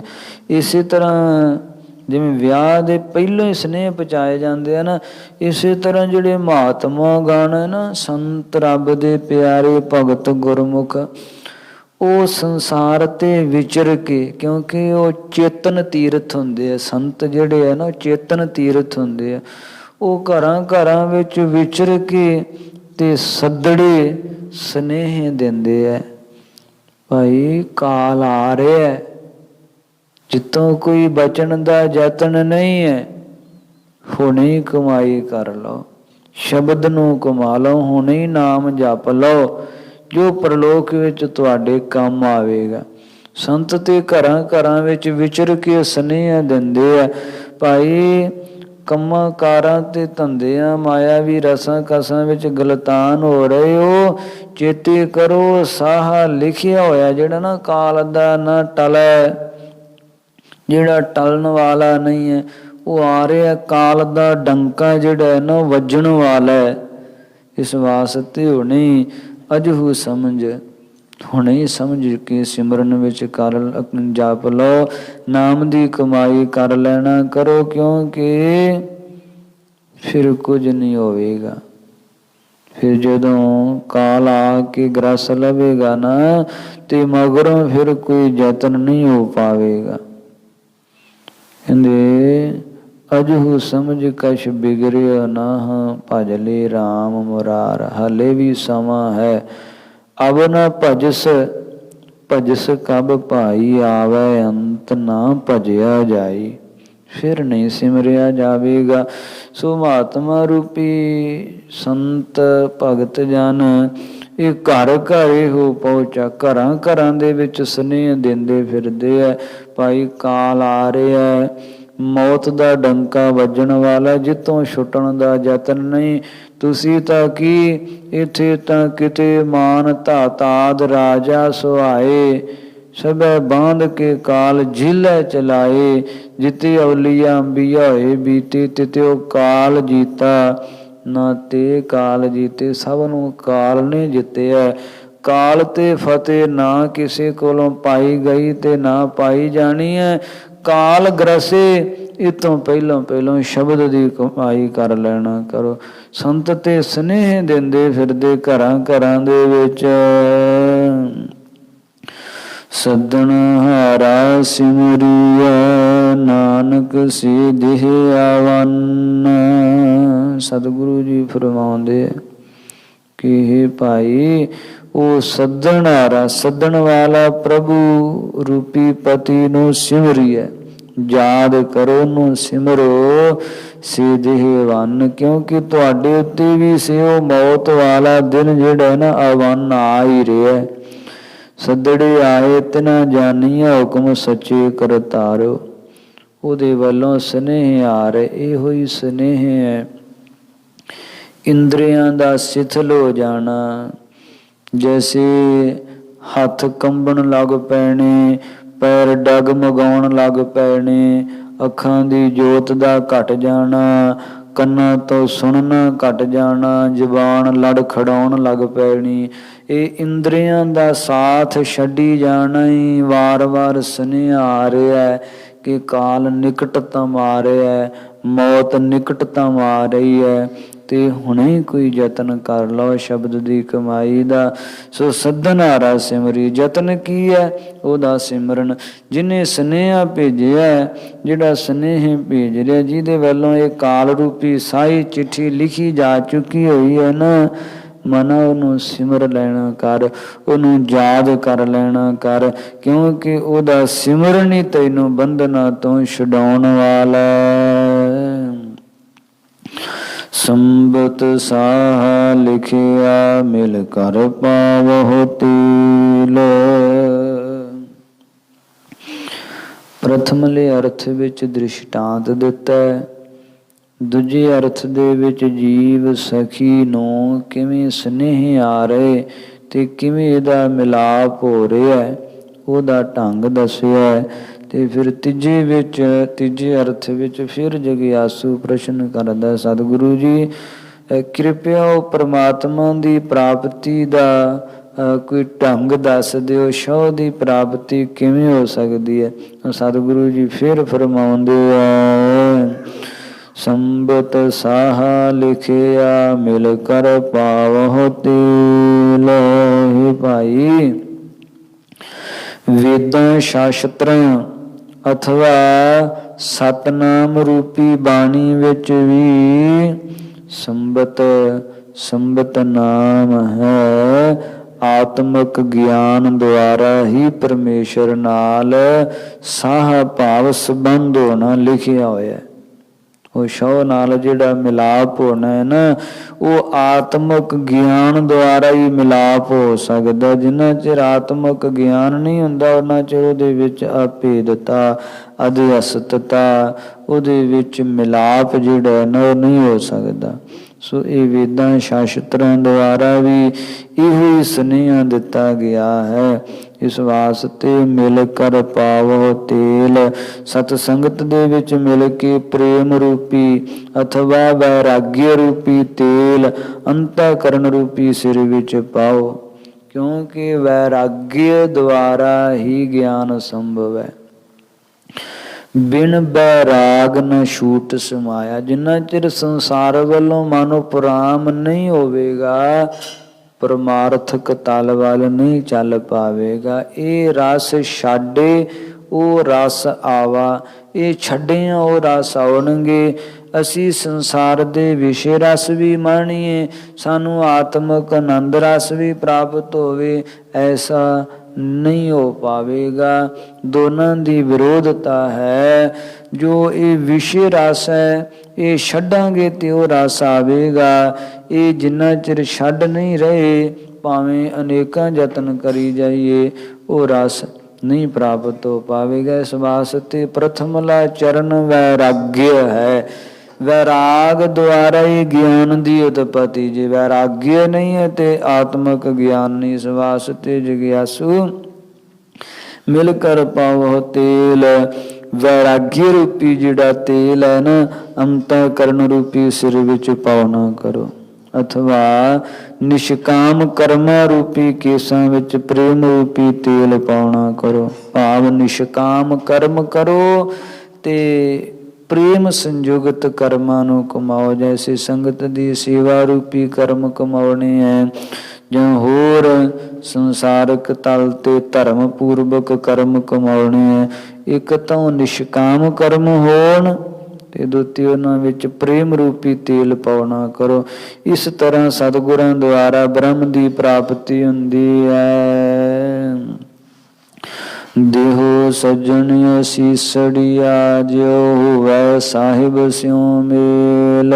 ਇਸ ਪ੍ਰਕਾਰ ਸੰਤਾਂ ਮਹਾਤਮਾ ਦੇ ਅੱਗੋਂ ਬੇਨਤੀਆਂ ਕਰੋ ਕਿ ਸੰਤ ਰੂਪੀ ਸੱਜਣੋ, ਸਖੀਓ, ਸਹੇਲੀਓ, ਸਾਨੂੰ ਅਸੀਸਾਂ ਦਿਓ ਕਿ ਜਿਵੇਂ ਮਾਇਆਪਤੀ ਸਾਹਿਬ ਮਾਲਕ ਦੇ ਨਾਲ ਸਾਡਾ ਮਿਲਾਪ ਹੋ ਜਾਵੇ। ਪ੍ਰਥਮ ਤੇ ਵੈਰਾਗਿਆ ਧਾਰਨ ਕਰਨਾ ਪਵੇ। ਮਿਲਾਪ ਆਤਮਿਕ ਗਿਆਨ ਦੁਆਰਾ ਹੀ ਹੋਵੇਗਾ, ਕਿਉਂਕਿ ਗਿਆਨ ਹੀ ਮਿਲਾਪ ਕਰਾਉਣ ਵਾਲਾ ਹੈ। ਸ਼ਬਦਾ ਅਭਿਆਸ ਕਰਦਿਆਂ ਜਦੋਂ ਆਤਮਿਕ ਗਿਆਨ ਹੁੰਦਾ, ਉਦੋਂ ਹੀ ਅਭੇਦਤਾ ਹੁੰਦੀ ਹੈ। ਜਿੰਨਾ ਚਿਰ ਆਤਮਕ ਗਿਆਨ ਨਹੀਂ ਹੁੰਦਾ ਉਹਨਾਂ ਚਿਰ ਅਭੇਦਤਾ ਸੰਭਵ ਹੀ ਨਹੀਂ ਹੈ। ਇਸ ਵਾਸਤੇ ਕਹਿੰਦੇ ਹੈ ਕਿ ਇੱਕ ਤਾਂ ਵੈਰਾਗੀ ਧਾਰਨ ਕਰੋ ਜਿਹਦੇ ਦੁਆਰਾ ਅੱਗੋਂ ਗਿਆਨ ਦੀ ਪ੍ਰਾਪਤੀ ਹੋਵੇਗੀ, ਤੇ ਦੂਤੀ ਸੰਤਾਂ ਦੇ ਅੱਗੋਂ ਬੇਨਤੀਆਂ ਕਰੋ ਕਿ ਸਾਨੂੰ ਅਸੀਸਾਂ ਦਿਓ, ਸਾਡੇ ਤੇ ਇਹ ਕਿਰਪਾ ਕਰੋ ਜਿਵੇਂ ਸਾਡਾ ਮਾਇਆਪਤੀ ਨਾਲ ਮਿਲਾਪ ਹੋ ਸਕੇ। ਘਰ ਘਰ ਹੋ ਪਹੁੰਚਾ ਸਦੜੇ ਨਿਤ ਪਵਨ। ਵੇਖੋ ਘਰ ਘਰ ਘਰ ਘਰ ਨਾਮ ਹੈ ਸ਼ਾਸਤਰਾਂ ਦਾ। ਸ਼ਾਸਤਰਾਂ ਚ ਪਹੁੰਚਾ ਸੁਨੇਹਾ ਦਿੱਤਾ ਗਿਆ ਜਾ ਰਿਹਾ ਭਾਈ, ਚਾਹੇ ਉਹ ਵਿਦਾਂਤ ਸ਼ਾਸਤਰ ਹੈ, ਨਿਆਏ ਸ਼ਾਸਤਰ, ਖੱਟ ਸ਼ਾਸਤਰ ਹੈ, ਅਥਵਾ ਸ਼ਾਸਤਰ ਨਾਮ ਧਾਰਮਿਕ ਗ੍ਰੰਥ ਦਾ ਵੀ ਹੁੰਦਾ ਹੈ। ਉਹ ਚਾਹੇ 18 ਪੁਰਾਣ 27 ਸਿਮਰਤੀਆਂ ਜਾਂ ਖੱਟ ਸ਼ਾਸਤਰ ਜਾਂ 4 ਵੇਦ ਜਾਂ ਕਿਤਾਬਾਂ ਹਨਗੀਆਂ ਇਤਿਆਦ ਧਾਰਮਿਕ ਗ੍ਰੰਥ, ਅਥਵਾ ਧੰਨ ਸਤਿਗੁਰੂ ਸ੍ਰੀ ਗੁਰੂ ਗ੍ਰੰਥ ਸਾਹਿਬ ਮਹਾਰਾਜ ਸਾਹਿਬ ਜੋ ਸਰੀਬੋ ਪਰੀ ਹਨਗੇ, ਜੋ ਧੰਨ ਗੁਰੂ ਨਾਨਕ ਦੇਵ ਜੀ ਸਾਖਸ਼ਾਤਕਾਰ ਰੂਪ ਹਨਗੇ ਗੁਰੂ ਗ੍ਰੰਥ ਸਾਹਿਬ ਜੀ। ਸੋ ਸਾਰੇ ਇਹ ਜਿਹੜੇ ਹੈ ਨਾ ਸੁਨੇਹਾ ਪਹੁੰਚਾ ਰਹੇ ਹੈ, ਸੁਨੇਹਾ ਦੇ ਰਹੇ ਹੈ। ਕੀ ਸੁਨੇਹਾ ਦੇ ਰਹੇ ਹੈ ਭਾਈ? ਇਹ ਮਨੁੱਖਾ ਜਨਮ ਬੜਾ ਦੁਰਲਭ ਹੈ ਤੇ ਪ੍ਰਾਪਤੀ ਦਾ ਮਾਰਗ ਵੀ ਇਹੋ ਹੀ ਹੈ। ਮਨੁੱਖਾ ਜਨਮ ਦੇ ਵਿੱਚ ਹੀ ਪ੍ਰਾਪਤੀ ਹੋ ਗਈ ਤਾਂ ਸੰਭਵ ਹੈ, ਫਿਰ ਜਦ ਨਾ ਪ੍ਰਾਪਤੀ ਹੋਈ ਤਾਂ ਇਸ ਪੌੜੀ ਤੇ ਜੋ ਨਰ ਚੁੱਕੇ ਆਏ ਜਾਏ ਦੁੱਖ ਪਾਏਦਾ, ਫਿਰ ਆਵਾਗਮਨ ਉਸੇ ਤਰ੍ਹਾਂ 84 ਲੱਖ ਜੂਨੀਆਂ ਦਾ ਬਣ ਜਾਵੇਗਾ। ਇਸ ਵਾਸਤੇ ਮਾਨਸ ਜਨਮ ਹਰ ਪਾਈਐ, ਹਰ ਰਾਵਣ ਵੀਰਾ ਰਾਮ, ਗੁਰਮੁਖ ਮਿਲ ਸੁਹਾਗਣੀ ਰੰਗ ਹੋਏ ਕਨੇਰਾ ਰਾਮ, ਜਿਨ ਮਾਨਸ ਜਨਮ ਨ ਪਾਇਆ ਤਿਨ ਭਾਗ ਮੰਦਿਰਾ ਰਾਮ, ਮਾਨਸ ਜਨਮ ਵੱਡ ਪੁੰਨੇ ਪਾਇਆ ਦੇ ਸੋ ਕੰਚਨ ਚੰਗੜੀਏ। ਬੜਾ ਦੁਰਲਭ ਸਮਾਂ ਪ੍ਰਾਪਤ ਹੋਇਆ। ਵੇਦ ਸ਼ਾਸਤ ਧਾਰਮਿਕ ਗ੍ਰੰਥ ਅਥਵਾ ਧੰਨ ਗੁਰੂ ਗ੍ਰੰਥ ਸਾਹਿਬ ਜੀ ਸੁਨੇਹਾ ਪਹੁੰਚਾ ਰਹੇ ਹੈ ਭਾਈ ਦੁਰਲਭ ਸਮਾਂ ਤੁਹਾਡੇ ਕੋਲ ਹੈ। ਜੇ ਤੁਸੀਂ ਸ਼ੌ ਨਾਲ ਮਿਲਣਾ ਚਾਹੁੰਦੇ ਹੋ, ਮਾਇਆਪਤੀ ਨਾਲ ਮਿਲਾਪ ਦੀ ਖਾਹਿਸ਼ ਹੈ ਨਾ, ਤਾਂ ਪ੍ਰਥਮ ਵੈਰਾਗੀ ਰੂਪੀ ਤੇਲ ਅੰਤःਕਰਨ ਰੂਪ ਵਿੱਚ ਪਾ ਲਓ ਸਿਰ ਵਿੱਚ, ਭਾਵ ਸੰਸਾਰ ਤੋਂ ਉਪਰਾਮਤਾ ਧਾਰਨ ਕਰਕੇ ਗੁਰੂ ਦਿੱਤੇ ਹੋਏ ਉਪਦੇਸ਼ ਨੂੰ ਕਮਾਲ ਨਾ ਕਰੋ। ਸੱਦਨ ਹਾਰਾ ਸਿਮਰਿਆ ਨਾਨਕ ਸੇ ਦੇਹ ਆਵਨ। ਸਤਿਗੁਰੂ ਜੀ ਕਥਨ ਕਰਦੇ ਵੇਦਾਂ ਸ਼ਾਸਤਰਾਂ ਦੁਆਰਾ ਸੱਦਨ ਹਾਰਾ ਕਹਿਣ ਵਾਲਾ ਜੋ ਪ੍ਰਭੂ ਹੈ ਨਾ, ਉਹ ਸਤਿਗੁਰਾਂ ਦੁਆਰਾ ਅਥਵਾ ਸੰਤਾਂ ਦੁਆਰਾ ਉਹਨੂੰ ਯਾਦ ਕਰੀਏ, ਸੰਗਤ ਵਿੱਚ ਮਿਲ ਕੇ ਉਹਨੂੰ ਸਿਮਰੀਏ, ਕਿਉਂਕਿ ਸੇ ਦੇਹ ਆਵਨ, ਇਹ ਮਨੁੱਖਾ ਦੀ ਮੇਰੀ ਜਿਹੜੀ ਹੈ ਨਾ ਉਹਦੀ ਪ੍ਰਾਪਤੀ ਵਾਸਤੇ ਮਿਲੀ ਹੈ। ਭਈ ਪ੍ਰਾਪਤ ਮਾਨੁਖ ਦੇਹੁਰੀਆ, ਗੋਬਿੰਦ ਮਿਲਣ ਕੀ ਇਹ ਤੇਰੀ ਬਰੀਆ। ਸੋ ਇਹ ਉਹਨੂੰ ਮਿਲਣ ਦੀ ਵਾਰੀ ਹੈ। ਸੱਦਨ ਹਾਰਾ ਵਾਹਿਗੁਰੂ ਜੋ ਸਤਿਗੁਰਾਂ ਤੇ ਸੰਤਾਂ ਭਗਤਾਂ ਦੁਆਰਾ ਉਪਦੇਸ਼ ਦੇਣ ਰੂਪੀ ਸੱਦਦਾ ਹੈ।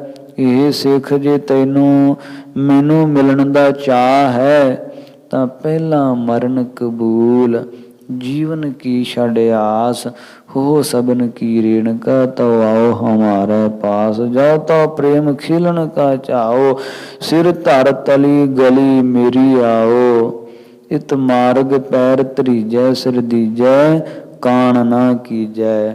ਤੇ ਇਹ ਮਰਨ ਕੀ ਹੈ? ਕਹਿੰਦੇ ਐ ਹਉਮੈ ਨੂੰ ਤਿਆਗ ਦੇਣਾ। ਮਰਨਾ ਕੀ ਹੈ? ਸੰਸਾਰ ਵੱਲੋਂ ਉਪਰਾਮ ਹੋ ਜਾਣਾ, ਮਾਨਸਿਕ ਤਲ ਤੇ ਸੰਸਾਰ ਤੋਂ ਉਪਰਾਮ ਹੋ ਕੇ ਗੁਰੂ ਵਾਲੇ ਜੁੜ ਜਾਣਾ, ਸ਼ਬਦ ਦੀ ਕਮਾਈ ਵਿੱਚ ਜੁੜ ਜਾਣਾ। ਇਹਨੂੰ ਹੀ ਪਹਿਲਾਂ ਮਰਨ ਕੀ ਹੈ? ਸਿਰ ਪਹਿਲਾਂ ਹੀ ਸਿਰ ਵਢਾਉਣ ਨੂੰ ਨਹੀਂ, ਸਿਰ ਵੱਢਣਾ ਕੀ? ਹਉਮੈ ਦਾ ਸਿਰ ਵਢਵਾ ਲੈਣਾ। ਗੁਰੂ ਦੁਆਰਾ ਗਿਆਨ ਰੂਪੀ ਤਲਵਾਰ ਦਾ ਵਾਰ ਕਰਵਾ ਕੇ ਹਉਮੈ ਦਾ ਸਿਰ ਵਢਾ ਲੈਣਾ, ਹਉਮੈ ਮੂਲੋਂ ਤਿਆਗ ਦੇਣੀ। ਤੇ ਨਿਵਣ ਸੋ ਅੱਖਰ ਖਵਣ ਗੁਣ, ਜੇਵਾ ਮਣੀਆਂ ਮੰਤ, ਇਹ ਤ੍ਰੈ ਭੈਣੇ ਵੇਸ ਕਰ ਤਾਂ ਵਸ ਆਵੀ ਕੰਤ। ਉਹਨੂੰ ਮਿਲਣ ਦੀ ਇਹੋ ਹੀ ਜੁਗਤੀ ਹੈ। ਜੇ ਮਿਲਣ ਦੀ ਇੱਛਾ ਖਾਹਿਸ਼ ਜਾਗ ਪਈ ਹੈ ਨਾ ਜਗਿਆਸੂ ਮਨ ਵਿੱਚ, ਤਾਂ ਨਿਵਣ ਸਵਖਰ ਨਿਮਰਤਾ ਨੂੰ ਧਾਰਨ ਕਰ ਲੈ। ਹਉਮੈ ਦਾ ਮੂਲੋਂ ਪਰਿਤਿਆਗ ਕਰ ਦੇ। ਨਿਵਣ ਸਵਖਰ ਖਵਣ ਗੁਣ ਜੀਵਾ ਮਣੀਆਂ ਮੰਤ। ਮਿੱਠੇ ਬੋਲ ਬੋਲ ਕੜਵੇ ਬੋਲ ਬੋਲ ਕੇ ਕਿਸੇ ਦਾ ਹਿਰਦਾ ਨਾ ਦੁਖਾ। ਮੋਹ ਕੇ ਬੋਲੋਂ ਬੋਲੀਐ ਜਿਤ ਸੁਣ ਤਰੇ ਪਿਆਰ। ਮਿੱਠੇ ਬੋਲ ਬੋਲਿਆ ਕਰ, ਸ਼ੁਭ ਗੁਣਾਂ ਦੀ ਧਾਰਨੀ ਹੋ ਜਾ। ਇਹੋ ਹੀ ਤਿੰਨ ਯਤਨ ਕਰ ਲੈ ਤਾਂ ਵਸ ਆਵੀ ਕੰਤ। ਉਹ ਸ਼ੋ ਵਸ ਵਿੱਚ ਆ ਜਾਵੇਗਾ, ਉਹਦੀ ਪ੍ਰਾਪਤੀ ਹੋ ਜਾਵੇਗੀ। ਤੇ ਜਿਸ ਵੇਲੇ ਉਹਦੀ ਪ੍ਰਾਪਤੀ ਹੋ ਜਾਵੇਗੀ ਫਿਰ ਇਹ ਜਿਹੜੀ ਭੇਦਤਾ ਸਮਾਪਤ ਹੋ ਜਾਵੇਗੀ। ਕੈਸੀ ਅਭੇਦਤਾ ਹੋ ਜਾਵੇਗੀ, ਜਿਉਂ ਜਲ ਮਹਿ ਜਲ ਆਏ ਖਟਾਨਾ, ਤਿਉਂ ਜੋਤੀ ਸੰਗ ਜੋਤ ਸਮਾਨਾ ਵਾਲੀ ਅਭੇਦਤਾ ਨੂੰ ਜਗਿਆਸੂ ਪ੍ਰਾਪਤ ਕਰ ਲਵੇਗਾ। ਸੋ ਸਾਧ ਸੰਗਤ ਕਥਾ ਵਿਚਾਰ ਦੀ ਸਮਾਪਤੀ ਕਰਦੇ ਹਾਂ। ਤੁਸ਼ ਬੁੱਧੀ ਦਾਸ ਦੀ ਸੁਭਾਵਕ ਅਨੇਕ ਪ੍ਰਕਾਰ ਦੀਆਂ ਗਲਤੀਆਂ ਹੋ ਗਈਆਂ। ਸਾਧ ਸੰਗਤ ਬਖਸ਼ਣ ਜੋ ਕਿਰਪਾ ਕਰਕੇ ਬਖਸ਼ ਲੈਣਾ। ਧੰਨ ਸਤਿਗੁਰੂ ਗੁਰੂ ਨਾਨਕ ਦੇਵ ਜੀ ਸ੍ਰੇਸ਼ਟ ਮਤ ਦੇਣ ਵਾਲੇ ਹਨ। ਅੱਗੇ ਵਾਸਤੇ ਸੁਧ ਕਥਾ ਵਿਚਾਰ ਕਰਨ ਦੀ ਬੁੱਧੀ ਬਖਸ਼ਣ। ਸਭ ਹੀ ਸੰਗਤਾਂ ਦੇ ਲੋਕ ਸੁਖੀਏ ਪਰਲੋਕ ਸੁਹੇਲੇ ਕਰਨ। ਘਰ ਘਰ ਹੋ ਪਹੁੰਚਾ ਸੱਦੜੇ ਨਿਤ ਪਵਨ।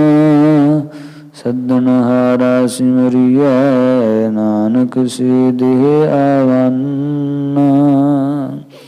ਵਾਹਿਗੁਰੂ ਜੀ ਕਾ ਖਾਲਸਾ ਵਾਹਿਗੁਰੂ ਜੀ ਕੀ ਫਤਿਹ। ਰਾਮ